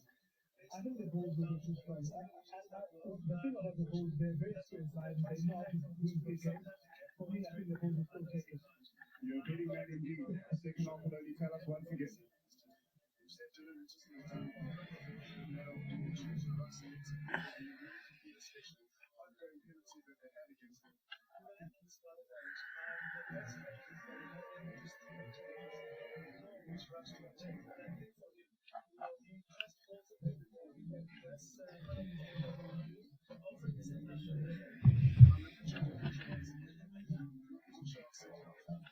And we're back. Well, I'm back. Hopefully you guys never went. But I'm back, and hello and welcome to Forever Rugby on Forever Sports. Half time, they're down in Durban. It is 13 points to 20. The Bulls with a 7-point lead. And I think the Sharks actually have to be given a lot of credit going down to 14 men. And they've really actually defended pretty well, because I think they've been under quite a lot of pressure. If we look at some of the stats, I mean, the possession, 72% for the Bulls, 28% possession for the Sharks, 79% territory, 21%, 2 tries to 1, 2 penalties apiece. The Sharks have run more meters and beaten more defenders, 1 clean break. The Bulls, 31 game line carries to 18. More offloads from the Sharks, more turnovers, 1 from the Sharks as well. More kicks from hand from the Bulls. Tackles missed so far. The Bulls' defending has actually not been particularly great. They've actually missed 7 of 21 tackles at just a 67% tackle success rate, where the Sharks have made 48 or 54. But I think that's probably the main thing, is the fact that they just haven't had enough of the ball. So the Sharks can have more of the ball. I think they've looked quite dangerous. They've had a couple of nice, cross kicks. They've looked quite dangerous when they've had the ball and had the chance. They just haven't had it much. So, that should be quite an interesting sort of thing. I mean, the Sharks haven't had a single line out. They haven't lost a scrum in theory yet, but they've conceded a lot of penalties. Ultimate Rugby, I'm sure this is wrong, it has them at 19 penalties in total. I think it's probably close to about 15 or 16, but that's still a lot. Whereas the Bulls conceded just the 2 penalties. And yellow card for the Sharks as well. If we look at some individual performances, Pepsi Buthelezi often tops a lot of stats. 5 carries already, 7 tackles from him, 2 turnovers, 1. Not a single tackle missed. He is so good as Pepsi Buthelezi. For the Bulls, Marcel Coetzee made 6 carries, just the 1 tackle from him, and a good turnover of 1. Albert Lowe's made 6 carries, also just 1 tackle from him. Cornel Hendricks has been quite busy. Hasn't on the attack. So it's been an interesting game actually so far. Lisa Koboka scored 1 of the tries. He's also made 4 carries. But I think the front row and the Bulls are having an absolute field day. They're winning every single scrum. Is looking like a scrum penalty. The Sharks are having to use it very quickly. So I think what we will see quite soon is a new front row from the Sharks, because this can't go on. If it does, it's going to get very, very ugly very quickly. So I expect to see, Quesimona and Lawrence Ardra and so on quite quickly. Right. Some of the comments. So Keely says, I hope Australia win New Zealand tomorrow, or at least make the game close and lose with less than 20 points and not lose with more than 30 points. Very, very specific there, mate. Decent half from the Sharks. Bulls usually dominate second half. Who do you think will win? Even made 2 new bank accounts and stopped old one. I think the Bulls will win, because I think that they've got too much quality off the bench. I mean, Jan Hendrik Wessels and Piro Mantanzima and Matlele Dlamini, when they've already got scrum dominance, is a really, really powerful bench to be able to bring on. So I'm going to back the Bulls to win, but I suppose it comes down to the benches. Look, the Sharks have got an interesting bench, because they've got 3 loose forwards that they can bring on, and quite big ones as well. Temelani Boli, Impilo Gamedi, and James Fentu are not small. So they can also bring on a couple of decent options off the bench. But my gut says Bulls at the moment. It's kind of a one-way traffic. It's if the Sharks can get some more ball in hand and start using it better, then they could definitely have a go at this Bulls side. But at 27%, was it 28% possession? You can't win a game with 28% possession. The fact that they're 7 points off is quite impressive in itself. But it's been a nice game so far, nice and close, and that's the main thing. If a game's not going to produce scintillating rugby, I just want to see a close game. I want to see a game that can go either way, unless the Lions are playing. In which case, can you stop making the Griquas look like the bloody All Blacks in the last freaking 10 minutes? But anyway.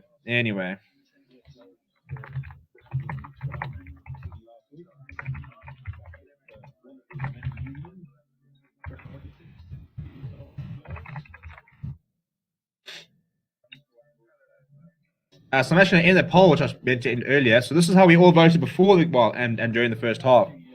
So you all had to put your cocks and blocks, and this is what what you guys sort of predicted, and it was 64% said Bulls, 35% said Sharks. Has anybody noticed that they never add up? I don't think I've ever had a YouTube poll where it's added up to 100. It's really bugging me.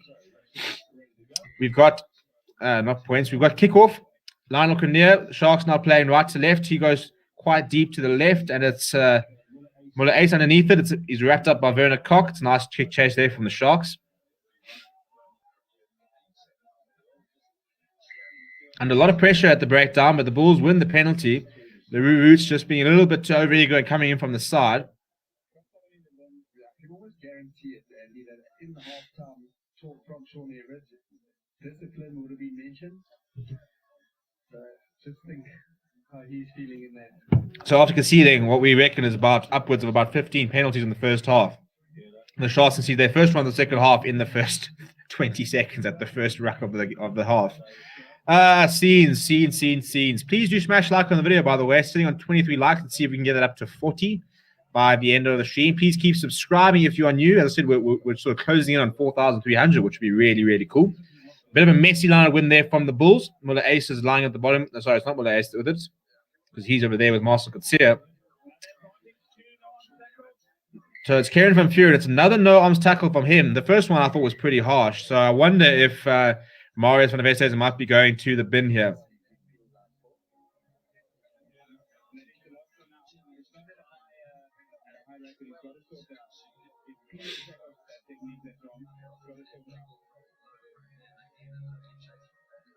Yeah, so Pepsi Bootlays has been told he needs to chat to Kieran van Vuuren about tackle technique. To be fair, I don't think the first one in the first half was a no-arms tackle. I thought he was quite hard done by.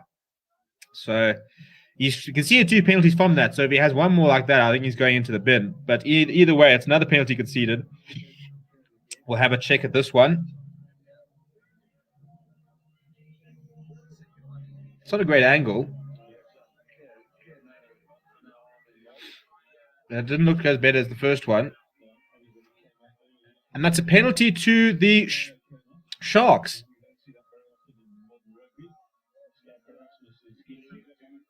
So they can get that completely wrong there, do the Bulls. The liner comes up offside, and the Sharks will quickly up as well. And they've conceded a penalty there. So that's a horrendous penalty to concede from the Bulls. And at the moment, it kind of feels like we're watching schoolboy rugby.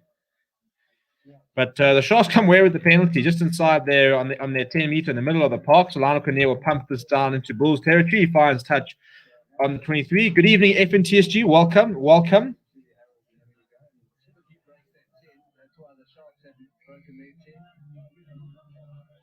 Yeah, it's Harold Forster who broke his 10 earlier. I don't know if it was supposed to go right over to the top to him, but Skalky Russ was getting that wrong. So it's the first liner actually of the Sharks. And it's Reniel Hugo. It's the maul's been turning here quite quickly. It's at the back for Dylan Richardson, who then goes himself, runs into Skalky Rasmus. He's still going as Richardson. It's a nice carry from him. Sharks into the 22. It's available for Grant Williams, who goes to Henko Fenter. Lawrence Argiansa on the pitch, by the way. Werner Koch now deciding to go back. Hands off Jan Klussen, and then runs into Ruan Nokia. Lawrence Argiansa carries it up. Steenkamp all over that ball, but it's been left behind. Ooh, Lionel Kinnear, dab over the top. How will it bounce? Well, David Creel's there cleaning up. Fulming's putting him under a lot of pressure. Ball back to Harold Forster, who goes to the boot, and it's sliced off the edge. So Henko Fenton's underneath this, takes it, got a couple of players on the outside. He's in the 22, wrapped up by Harold Forster and Muller Ace. So the Sharks still on the attack here inside the 22 on the left-hand side. Kieran Fury goes to his hooker replacement and or cover rather in Dylan Richardson, who's playing in flank this today. Then got LaRue Roots, who always seems to make a few meters given the size he is. Now Murray Costa spots a half gap, makes a few meters. That's a nice run from him. Grant Williams now going to Lawrence Adrian. So it's a good piece of handling, but he's left himself a bit vulnerable, and the ball spilt out to the side. Marcel Kutsia comes away with it, so that's pretty poor from Lawrence Adrian. Just no real support there for him. Zach Berger brings in Jan Goosen. Now, yes, Jan Goosen got the pace. Ball over the top, goes behind. It's very messy. Madosh Tamwe cleans up, takes it up to the 10-meter line, right towards the right-hand side of the pitch.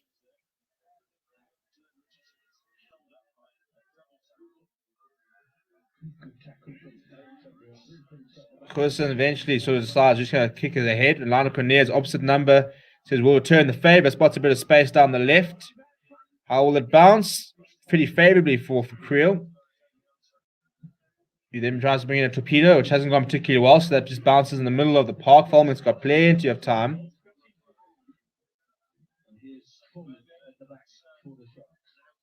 Ooh, Fulman straight through. Eventually brought down by Hendricks. So Sharks probably with more possession in the second half than they had the entire first half. Lionel Cornier has left it behind, but backwards, still going. He now chips ahead, which is a bit of a strange position. Walker brings into Johan Goosen, who spots a bit of space. Takia Abrahams is retreating, though. Now he sees a bit of space of himself. Goes to the left boot. That's a nothing kick straight down the middle to Creel. He'll have plenty of time to find a bit of an angle, and he'll eventually find touch. So a very, very messy passage of play there. I think the Sharks probably should have made that count. But second line of the game, Butch, we've already had one. He says Bulls are playing as well as they expect to play 100%, and F&G, I hope New Zealand can slap Aussie in the face of all this about Aussie improving his cuck, in my opinion. They scraped through to win France with France not having a squad. Aussies beat France with less men on the field, but I don't think Aussies will beat New Zealand yet. We don't ever throw them away. Yeah, and I must admit, I wasn't particularly impressed with Australia, because as the F&G say, I think it was quite a second-string French side. If you look at the Six Nations, that's a penalty, and Grant Williams take it quickly. Grant Williams is away from one. Ooh, he's away from another. He's still going. It's Grant Williams. Go, mate! Well, he's so isolated that this will be a turnover ball, surely. No, the support comes in. Advantage as well. That is brilliant from Grant Williams. He's right up a couple meters away. They got a Fulming. He goes to Murray Costa. Goes himself inside. He's wrapped up by Muller Ace. The Sharks on the 5-meter. You calm things down a little bit. Louis Roots picks up and goes. Dylan Richardson left behind, and we'll go back for the penalty, and someone is being sent off here. Mars van der Westhuizen is calling somebody. It's Stedman Gans. Stedman Gans has gone to the bin. So now, after all that in the first half, it seems to be a little bit one-way traffic all of a sudden in the second half. And Grant Williams, well, I'll tell you what, if the Sharks come away with the victory, I reckon we could potentially have a man of the match in there. It's a brilliant break from him. It's up and go quickly. It's a horrible pass from him to Werner Koch, who then goes by, oh my living, this is horrendous. This really is schoolboy stuff. I mean, tap and go, and then the pass goes behind the player. So that's not a good moment from Grant Williams. But now the Roots will try and get things going again. They're behind the 22. Lionel Cornier dabs it in behind. Madosh Tamwe is chasing. Takia Abrahams is putting him under a lot of pressure, trying to force him over this try line. They do. The ball's not down yet. And eventually they put it down. So it'll be a scrum for the Sharks. That's really, really good work from Lionel Cornier. Nice little kick in behind. Madosh Tamwe under a lot of pressure. Abrahams with a nice good kick chase. So it'll be a Sharks scrum. So the first scrum of the second half with two new props on in Kwesi Mona and Lawrence Arjansa. So quite a big moment in the match, actually, because the first half, it was all one-way traffic with the Bulls decimating them. But if they can try and find some scrum ascendancy here, then the Sharks could really get themselves back in the game. But I can't just get over the Sharks scrum half depth. As somebody said earlier, Grant Williams got under the radar, but he's been terrific tonight. And they've still got Cameron Wright. I mean, Ahamba is the man on the bench today. Jordan Henderson away with the box. It's ludicrous having forced scrum offs of that quality. It's a better scrum from the Sharks. It's a better scrum. It's available for Grant Williams. He goes to Lionel Cornier. He goes to Farming in space outside, but he decides to cut back inside, runs to a bit of traffic. Williams goes to Louis Roots, who cuts back inside. He's still going as Louis Roots. He's got so many. Nice. And it's a penalty for offside against the Bulls. So it's much better from the Sharks. Much, much better. Right, what do they do now? I think Lionel Cornier's going to kick this to the corner. Yeah, he will. Well, we saw the Sharks having to weather a storm in the first half, and so far, it's the Bulls who are weathering the Shark storm in the second half. Almost 10 minutes in, and it's been pretty one-way traffic. But this break from Grant Williams is fantastic. Gets away from one, gets away from Creels, eventually brought down by Harold Forster. Zach Berger, Stedman Gans, all over that ball. Look, it was a try-saving effort from Zach Berger and Stedman Gans, but it wasn't legally so. Good line of victory there from Reniel Hugo. Go for a ball here. Kevin van Vuuren's controlling at the back. Kevin van Vuuren is over. Well, there it is. The pressure pays. The pressure pays. And it's the man who's been nailed twice for tackling without his arms. He's the man that's over. Sharks take the first points of the second half, 18 points to 20, and they make that pressure pay. Well, this game is going from one way to another, and it's really, really entertaining. This isn't going good for the teams tonight. Look, it's messy. It's messy, but it's entertaining.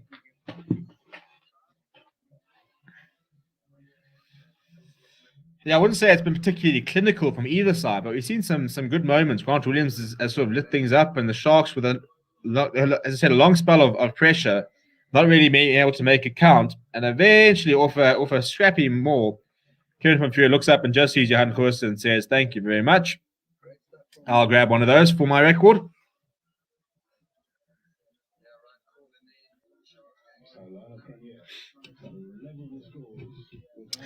Talking about Australia versus New Zealand, say I just want to watch a good match, man. Agreed. I want to run the tasty of the Springboks versus Spurs Irish Lions. Yeah, exactly. We talked about that earlier. Some people saying that's a very nice kick, by the way, from Lionel Cornier. Some people say that there needs to be more tries and it's boring and stuff like that. But there's one thing that we've seen in the British and Irish Lions series. It's really, really good intensity. It really has been proper test match rugby. Maybe it's not the most pretty thing in the world, but you can't help but appreciate the intensity in which these games have been played over the last couple of weeks. Right, well, level even Stevens. Goosen goes towards the right. Pepsi Buthelezi underneath it. Is wrapped up by Madosh Tumwe. It does well to buy himself a bit of time and never release from Madosh Tumwe. So that's a good chase from him, but they're not releasing him and conceding a penalty, which will give Sharks a free reign to clear their lines. And it's so frustrating when you do that. You want to try and put them under pressure off the kickoff, and Madosh Tumwe just not releasing, giving them now a free pass. So Lionel Cornier will be able to kick this up as far as he can and have a line out. Should have been a try, was double backing. Look, most of the quite a few of the Moors have actually looked a bit like that today, where we've seen a little bit of almost looks like a bit of a shift in contact and the changing in lane, stuff like that, but it hasn't really been blown much. So yeah, look, I mean, Moors are quite difficult to officiate. The general rule is when they go down, there's a penalty. But look, I think what you as you said, Bulls playing really bad, so I think the Sharks deserve that if nothing else, and that's another good line of victory. And it's another penalty. It's another penalty taking the man in the air. So Bulls' discipline is costing them big time at the moment. And Albert Lowe, you can have a bit of a wry smile on your face, but mate, you're just allowing them to step by step get themselves back into the danger zone.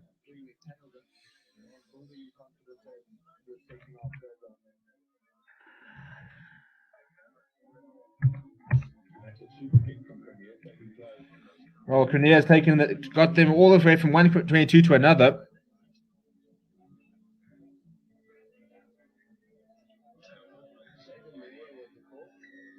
I don't think it actually was against Albert. He does find he kind of fall on the wrong end of he kind of falls in the middle of the Sharks now. So there we go. Penalties conceded, 13 by the Sharks, 7 by the Bulls, of which I think 5 have come this half. 7-point gambles is an interesting call. So the Bulls have tried to go for the 7-point a lot more than the Sharks have, to little avail really, with just the 2 tries. So more going very lateral at the moment. The calls come to use it once. Kieran Van Furen controlling it. Now Grant Williams goes to Tucker Abrahams. Got the pace of Zach Berger. Inside ball. Grant Williams is over. Well, that is brilliant from the two youngsters and the two little men there. Combining there. I mean, Grant Williams, it's Tucker Abrahams who had the pace to get away from Zach Berger. And then the inside ball back to Grant Williams. Really, really good support play there from him. And they've hit back, have the Sharks. Well, hit back. They're taking the lead. Yeah, it's really, really good work. Grant Williams, I mean, he's just so quick off the mark. Bringing in Tucker Abrahams, who's as quick, gets around Zach Berger on the outside. Inside ball to Williams. So easy. Well, all of a sudden, that yellow card has come on, and Lionel Cormier is kicking to potentially establish a 7-point lead. 14 points it could be with that man in the bin. And I must say, after a valiant defensive performance in the first half, the Sharks suddenly with ball in hand, and we talked about it at half time, that if they get ball in hand, they have threatened the Bulls. Well, they've just scored 2 tries in the opening 15 minutes. What happened to the Bulls giving penalties on a platter? Yeah, it seems that the script has been flipped. No, it comes off the post there from Cormier, so it'll remain a 5-point game. Honey now says they want to win more. They certainly looked like it. They certainly look up for it in the second half.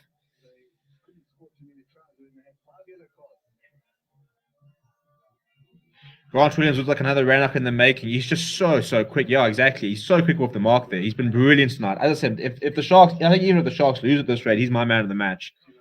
He's creating something out of nothing every time. Hugo goes up to receive the kickoff. There's no set to 22, so Grant Williams will go back to Lionel Cormier, who pumps it down the middle of the park. It's Johan Goosen. Haven't seen much of him this half. Here comes the return. Trying to make it contestable. It's right on the edge of 22. Cormier goes up. It's a good take from him. And Creel can't hold on. And Cormier then hands off Harold Forster, so makes a few meters there. Now Larue Roots. Now they've got some space out wide. Henko Fenter brings in Yao Penkle. What will he do? Gets him inside of Cornel Hendricks, who brings him down, but Yao Penkle's got them inside the Bulls' territory. Quick ball for Williams. Richardson on the angle there. Also good to see makes a tackle, gets up, tries to go for it, but misses it. Cormier now goes to Larue Roots, steps away from one. Oh, has he managed to get the offload? He's going. Pepsi Boutelazi's going. He's still going. He's eventually brought down by Johan Goosen. The Sharks inside the 22. Fulmick goes back towards the left. Cormier goes to Werner Koch. Werner Koch wants to go for kick and chase. He's completely taken out by 2 Bulls players. But I think he scored it. Well, if he scored this, then Johan Goosen send him back to Montpellier. How? It looked all for money like Johan Goosen was going to mop this up, but I think he's made a complete hash of it and it's been awarded. Well, that is absolutely bizarre. So it was Werner Koch who decided to chip and chase. The Bulls just stayed still. So he ran into 2 players. And yeah, Johan Goosen gets that horribly wrong. It bounces inside, comes off and bounces to the side. And Murray Costa will take a bow. The youngster was alive to the threat, and he's over. And that's a bonus point try from the Sharks, by the way. That's the 3rd try they've scored since Stedman Gans has gone off. So you talk about making a yellow card count. Well, they couldn't do it against the Griquas last week, despite having 5 yellow cards throughout the match. But they've done it now.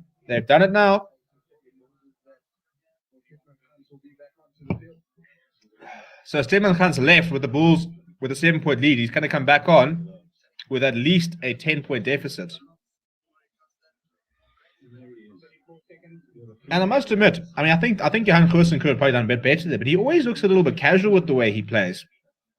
So, I mean, it's a bit like the kick we missed in the first half. You know, sometimes it's probably one of his biggest assets, the fact that he is very calm under pressure. But I think guilty a little bit of that time of being a little bit too sort of calm under there. Look, it's the bounce of the rugby ball which doesn't help. But I mean, you do make me look like a little bit of a fool, don't you?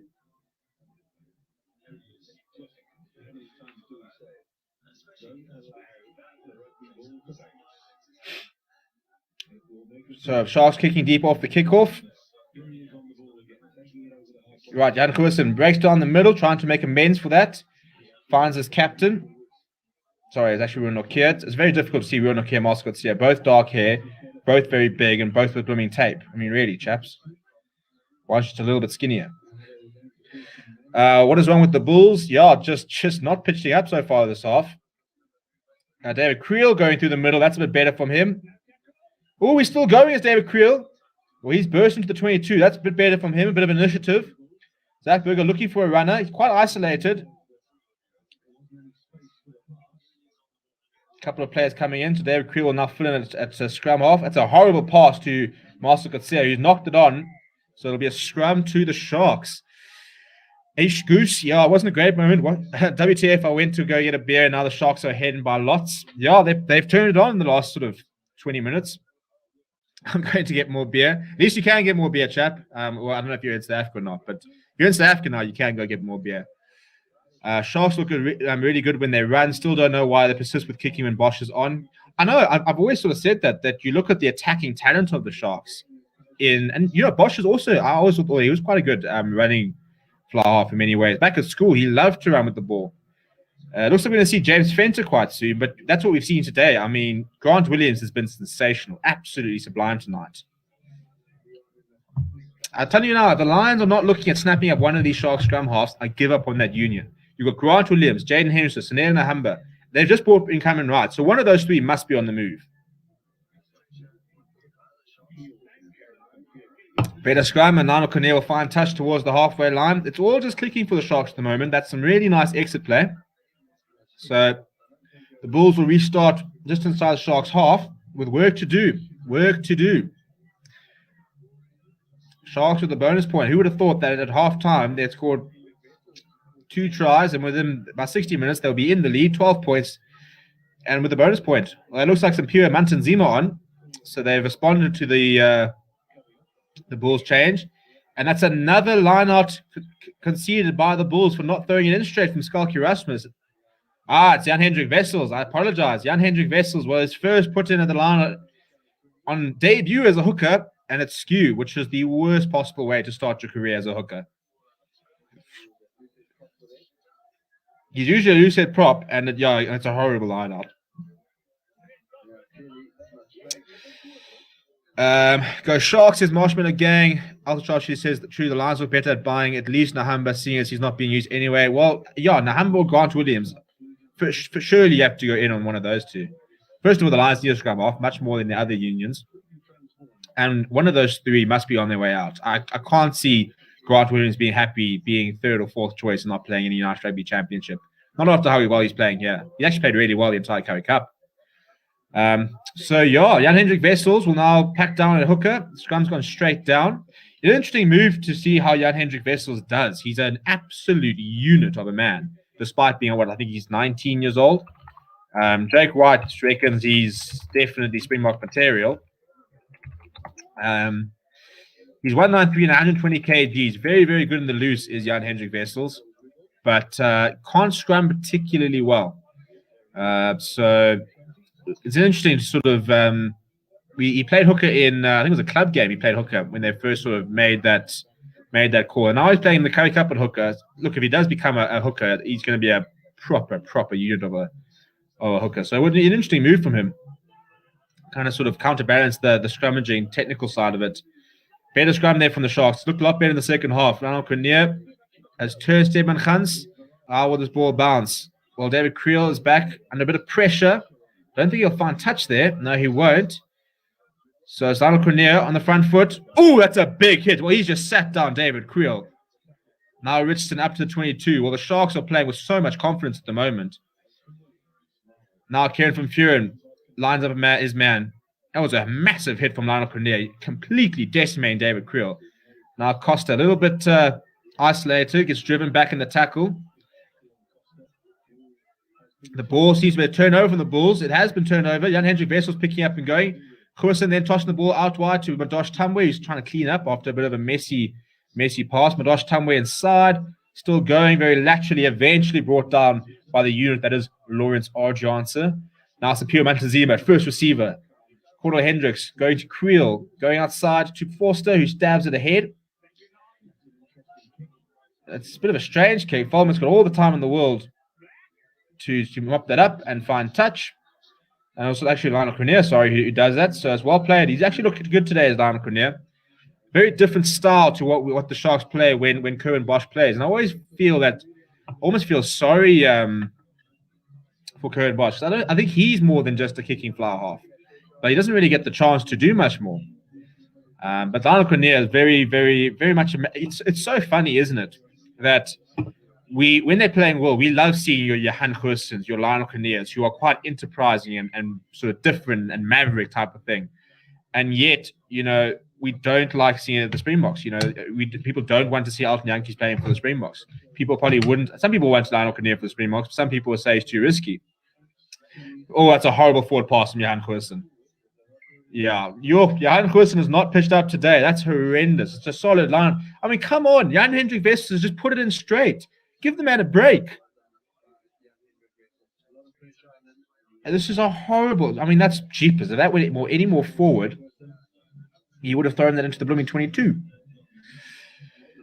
So I'm busy losing my bet against my friends. I maybe spoke too soon in the first half. The change of momentum here has actually been quite phenomenal. Right, well, James Fenter was on for Dylan Richardson, which means that Kieran van Vuuren will play a full game, unless he gets injured, in which case they can bring Dylan Richardson back on. But now Thembelani Boli's on. I like Boli as a player. He's just so big. He's on for a route, so he'll go into the second row. He's a unit, though, is Boli. Never goes backwards. Proper physical player. Keegan Johannes is on for Zach Berger.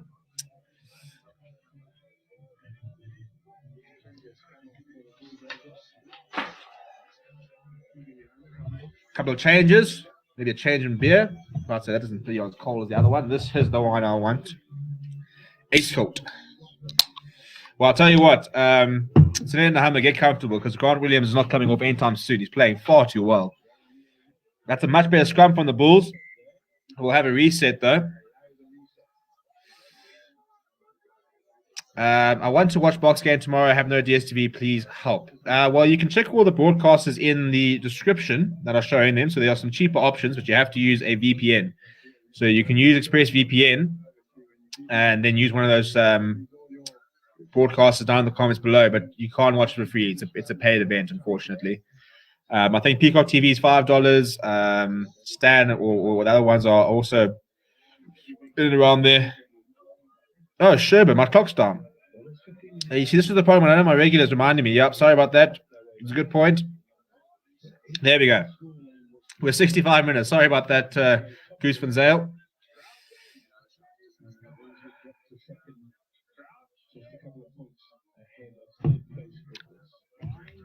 So weirdly enough, if the Bulls lose this, they actually drop down second, and the Sharks will go first, which is quite generous for the Sharks, considering the fact that they haven't played a lot of rugby. Werner Koch off the back of the scrum. It's a nice big hit on Keegan Johannes. It's making some nice meters there as Werner Koch. Now, Borley. It's a nice big tackle on him from Marcel Coetzee. Premier goes pretty flat to Radio Hugo. Not forward, though. This is good from the Sharks. Nice quick ball. Henko Fenter goes himself. Got Borley with him. Marcel Coetzee is all over that ball there. He's been told to leave it, though. Grant Williams now goes to the left. Cornier stabs at the head. It comes with a Bulls player. Hendrik Wessels jumps on it. And now David Creel decides to cut back inside. Thought about kicking. He's being held up. Here's David Creel. Pepsi Buthelezi, Werner Koch, James Fenter. Mate, you're not going down. You're not going down. Not with those guys.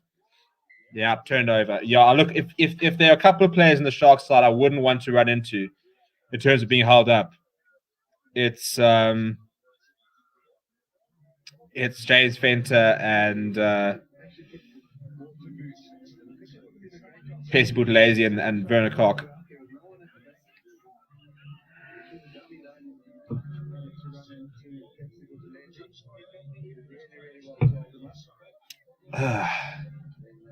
Da da da da da.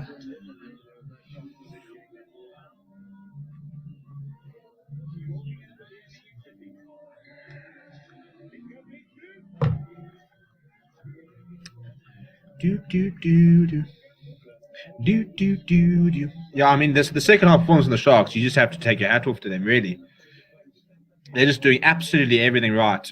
like there, turnover ball. Bulls, David Creel decide he wants to try and spark something. What do they do? Cool, we'll hold you up. While Sanena Humber is on, so brilliant performance from Grant Williams. He's my man of the match. Jeremy Ward's also on for Murray Costa, who grabbed himself a try.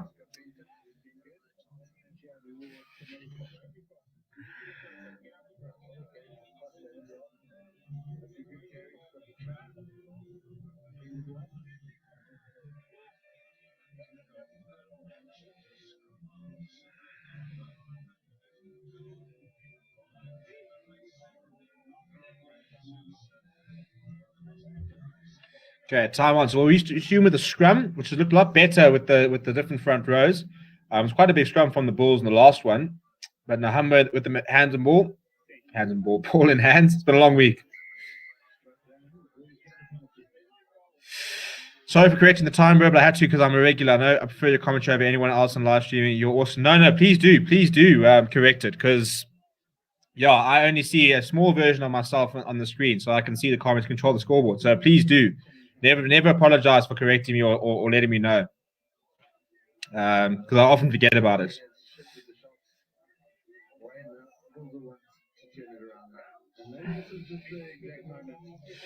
Well, it's a penalty to the Bulls there, and they've kicked downfield. So that's a bit of a big victory there for them to win. And with 13 minutes left in the game, I mean the second half has flown by. It's important time for the Bulls now. Goosen going to Hendricks, going to Forster, who's wrapped up by Penkler. It's very nice defense. They've pushed them back into their own half. Yeah, but I really appreciate the support, Goose. Even though the Goose on the field is not doing particularly well. So it looks like you're the best Goose in the evening. And Sanena Hamba has just looted that ball out of Johan Goosen's. I mean, jeepers, you can tell this is the Sharks because that was quick, fast, and brilliant. And the Sharks are on the attack here. Goodness me. They're right down the side. Penkler, can he stay inside?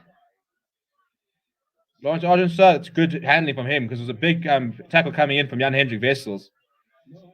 Now Hammer goes to Pesi Buthelezi, who's wrapped up, but he spins away from the tackle.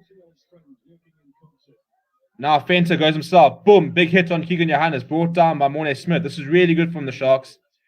Now Hammer's going to inject a lot of pace into the game. This is a big moment. The Sharks score here. I think we could almost have game over. They've got the numbers. Jamie Ward's got inside, lost his footing. I'm not sure it's the right decision.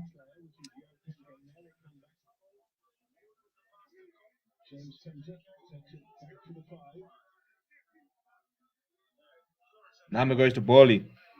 Always makes meters, does Borley. Mornay Smith over the ball, but illegally so. Told to leave it.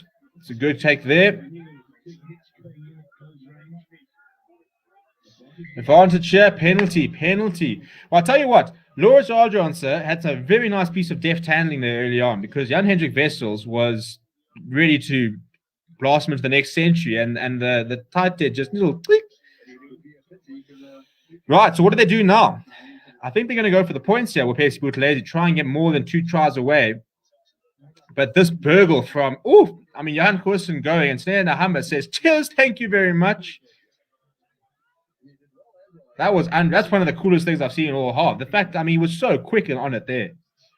So Snare Nahamba picking up where Grant Williams left off. They're going to go for the 3 points here. Will Lionel Kinnear establish a 15-point margin. So MZ said it's still wide open. Bulls can still win. Hope not, but still, I think this is the big moment. With 10 minutes to go, going 15 points up, you'll do.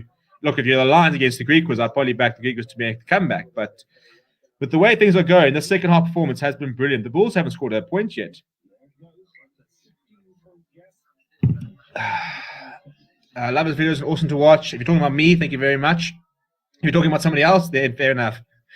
The Ultimate Sharpshooter says, if Alton had a game like Goosen is now, he'll be 12th player under 20s. I will reserve comment because I get abused enough for that. I won't say anything. He hasn't played well. You're allowed to not play well. This is always the thing that irritates me. You're allowed to have your off days. Just treat them as your off days and don't say stupid things like, you shouldn't be playing club rugby. Things like that. But, Goosen's not had his best game. He's just been replaced, I think, by Chris Smith. So not a good day in the office for the Goose. Talking about you. Well, then, thank you very much, Marshmallow Gang. Appreciate that. It's a good line of victory, but messy. The Humber picks it up very nicely under a lot of pressure. So the Sharks do retain possession of the kickoff.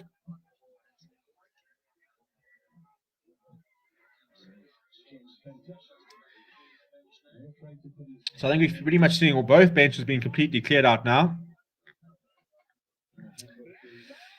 Now Cornier, that goes very high. I'm not sure if he's actually looking for touch. Yeah, he does find touch there. Madosh Tamwe looking to take it quickly, but Take Abrahams there getting in the way. So that's a nice clearance. Lionel Cornier has also played very well today. And it helps. Look, the pack is fronted up much better in the second half, but even the first half, I think that Cornier and Grant Williams have handled the game pretty well. So Kieran Bosch, well, he might have to try and make his case at full back, because I think Lionel Cornier is not going to get dropped after this performance.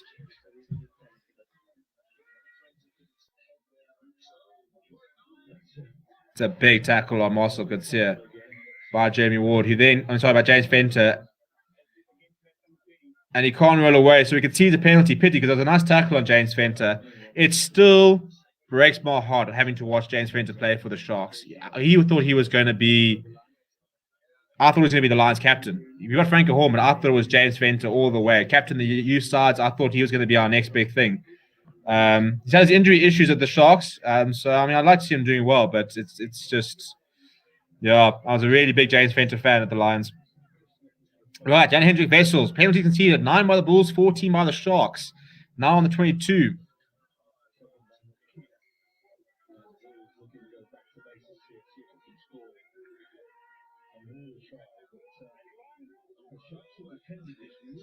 That's a good more defense once again from the Sharks. The caller comes to use it.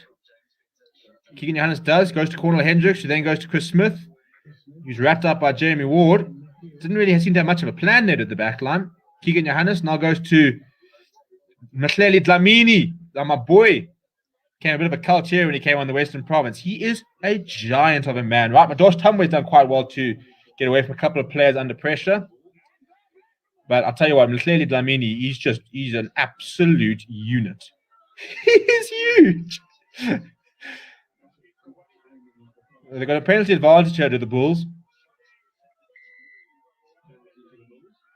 Alton is like Nas Burta, clean his pants going off the pitch, but has his moments of greatness. I don't think they're quite the same players, but I can understand. Like, to be fair, Alton Yankees he's had to front up in the last year or two in his defense. We saw it in the Bulls game actually.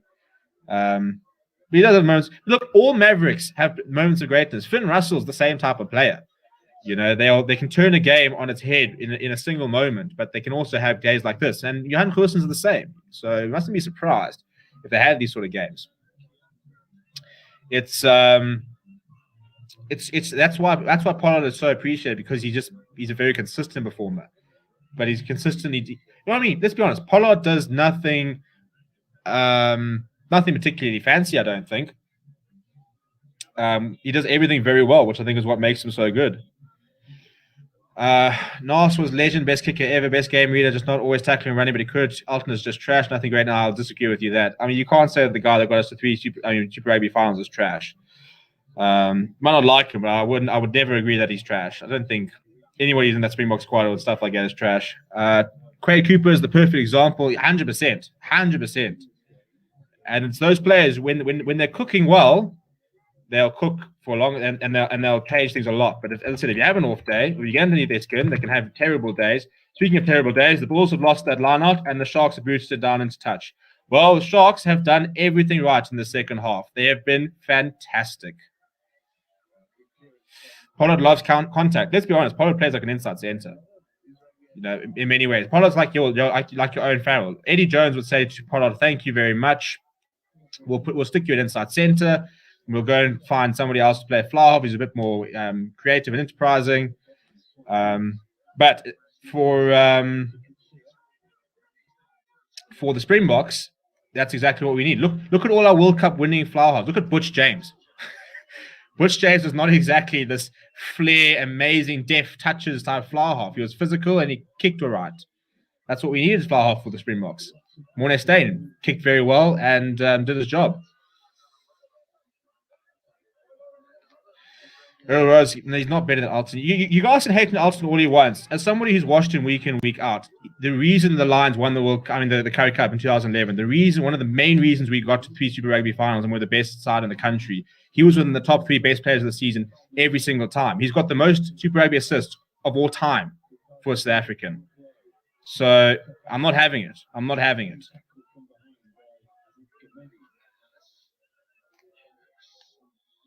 I think he's the fifth highest Springbok point scorer of all time. Highest South African Super Rugby point scorer of all time. Come here. So the Bulls on the front foot here. They've got a penalty advantage. It's too late, though. They've got 5 minutes to score 16 points. So they have the penalty. See, I agree with F and TSG. Alton conversation is just stupid. Why must we talk about him all the time? Like, I don't understand. I do not understand. I just think it's so. I mean, he's not even playing, and we're talking about him.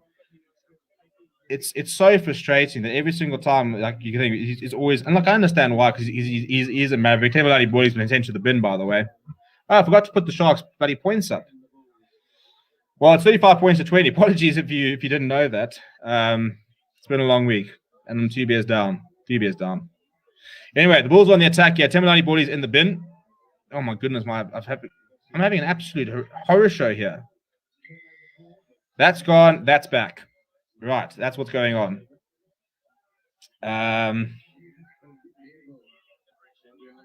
Roger Johnson conceding another penalty, so the Bulls have got 4 minutes now. I mean, the only thing they can do now is get themselves even then, they're not going to get themselves into a bonus point space. They can score a try. Oh, having said that, Marcel Garcia, is he got grounding?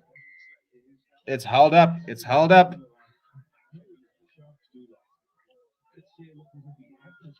Say the beer for tomorrow, mate. If I could take this can with me and show you what I've got sitting over there, I've got enough.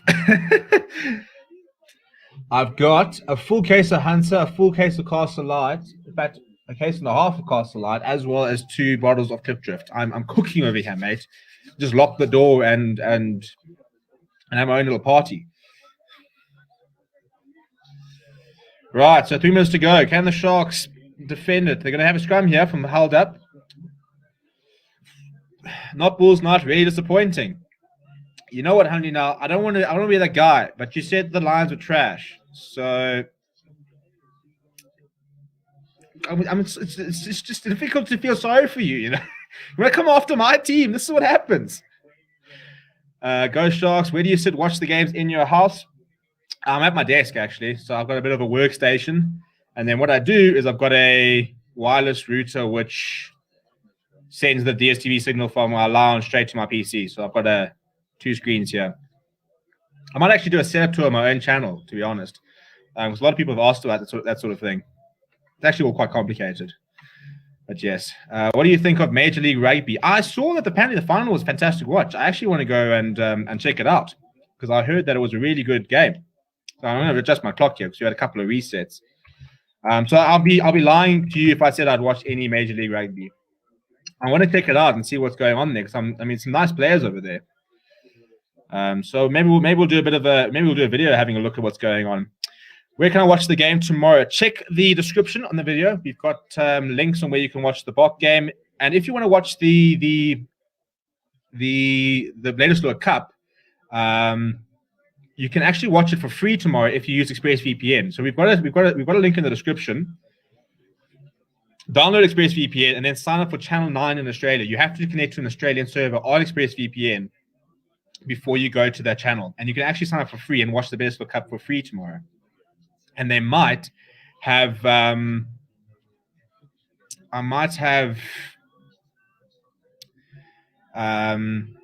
Rugby Championship, so that could be a potential for them.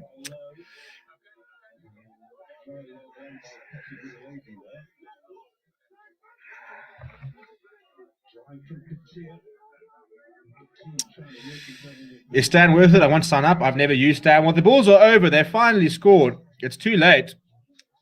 It's the giraffe. It's my boy, Mahleli Dlamini. That was an honor, Buerta. Boo. Yeah, it's Arno Buerta, but clearly Dlamini behind him. He is so big. Ridiculous. If you could get if like footballers, you could get names in the back and stuff. I would get him a Clearly Dlamini shirt. He's becoming my cult hero. He's just so big. Well, it's not a great conversion there. So 35 points to 25 is how it stands with 1.5 minutes left. The Saffs are doing well over in the US. Bjorn Basson has got it still. Yeah, what a throwback, eh? We need an Andre Pretorius-like player to second option. Good old Pretorius, one of my favorite. The Saffs the Young Bulls team to start against a strong Sharks team. I mean, it is a strong Sharks team, but I think I would argue that's a pretty strong Bulls team. What is your own news channel called? It's called Stevie P. In fact, I'll actually chuck a link in the description. Let me try and plug myself here. I haven't put much on it in the last in the last while. I'm busy planning on what I want to do with the channel, so there's only a little bit of football stuff. But if you guys are interested, I'd really appreciate the support. That's my personal channel. If you want to go and check it out, as I said, we've got some more stuff to do in the coming weeks. It's mainly been football lately, but I've got quite a lot of plans for some very sort of general content stuff like that and more sort of fun stuff.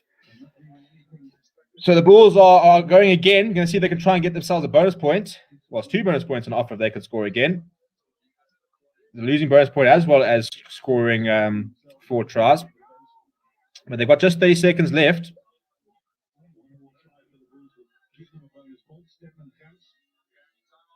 Oh, well, Molly Lipper was there for the interception. I missed it. So we'll still have it as we approach the final sort of 10 seconds or 15, 20 seconds left in the game. Mhlele Dlamini making a good ground. Well, I think he's going to have to do a lot of conditioning as Mhlele Dlamini, but I think that when he gets it right, this man is very big. With Mornay, Mapu, Comrades, Junior Jacobs all to join the Bulls for URC, how would your backline look at starting fly half centers and back 3? Yeah, I'd imagine they'll go. Look, there's also Bros Papier, by the way. So I'd imagine they'll probably go in Bros Papier, Johan Goosen. The 2 wings will probably be Madosh and probably Stravino, if I had to hazard a guess. You could go Stedman Hansen wing, I suppose, and then you can go a center combination of probably Cornell and Mapu, I would imagine, and maybe Comrie at full back. But I mean, I think it's rough to be dropping sort of David Creel and stuff like that. You've also got obviously players like Stravino Jacobs. I actually don't know how they're going to thing. I'd imagine Mornay State will start playing more off the bench. To be very honest, the other thing you can go is Jan Goosen in the centers, Mornay State at fly half. You got Jan Goosen at fullback, Mornay State at fly half. There's so many options. I don't know what they're going to do. We need an Andre Pretorius-like player to be second option. Yeah, we don't really have a sort of a player like that at the moment to do the Springboks or South Africa in general. Then Jordan Hendricks is quite an exciting player for the future, but very far from being ready. You've got a lot of young, good fly halves in this country. Well, the Bulls are doing pretty well here. They get up to 22. Chris Smith with the advantage, dabs over the top, and I'll go back for the penalty. So the Bulls can still try and get 2 points out of this game. It will be massive if they don't get anything from it. It will kind of blow the entire Currie Cup apart. Reckon the Greeks can go all the way this year? I don't think they can go all the way. I think they can probably get into the semifinals. I reckon they're looking quite good to get to the semifinals. I think that their defense, though, has got a lot of question marks around it. I don't think the Lions had to do much today to score the points they did. And the Lions have got horrible defense at the moment. So, yeah, I don't think the Greeks can go all the way, but I'm enjoying what they're doing. Well, I'm going to say a fly half. Yeah, so we talked about that. We threw 26 points away, so just not our night. Yeah, the yellow card just completely changed everything. So, decision time here. We've got a penalty. Do they go for the losing bonus point? Or do they go for the corner and try and get 2 bonus points? It looks like Chris Smith is going to. He's got a tee in hand. They'll go for the 1. Tips will be a future flyer for South Africa. I reckon he kicks well and controls the game. You know what the problem with Tim Swiel is that we've seen so many different sides of him. We've seen the Tim Swiel that plays really, really well in the last couple of weeks. Now, I thought last weekend he was horrendous. 28 years old as well, so he's got years ahead. If he can find consistency, I wouldn't be totally upset to see him in that setup. Kurt Arendse goes back to Sevens. Lions should give him a contract. Bulls have too many young players. I would love to have Kurt Arendse. Apparently, we're getting Edward van der Merwe. But yeah, that's another person that I didn't even mention. Well, he nails the kick, does Chris Smith. So full time here, 35 points to 28. The Bulls leave Durban with just 1 point. Not part of the plan, but a storming second half effort there from the Sharks. Really, really good stuff from them. I said at the beginning of the game, all I wanted to see was the Bulls to lose, just so that people can think that they can beat the Bulls. And, well, let's be honest, it wasn't a particularly good second half from the Bulls. So they were kind of blown away by the Sharks, who really were very impressive. But that's all for me. I'll drop my link in the description, in the comments there. So if you guys could go and subscribe to my personal channel, that would be really, really cool. Lots of stuff planned for the future.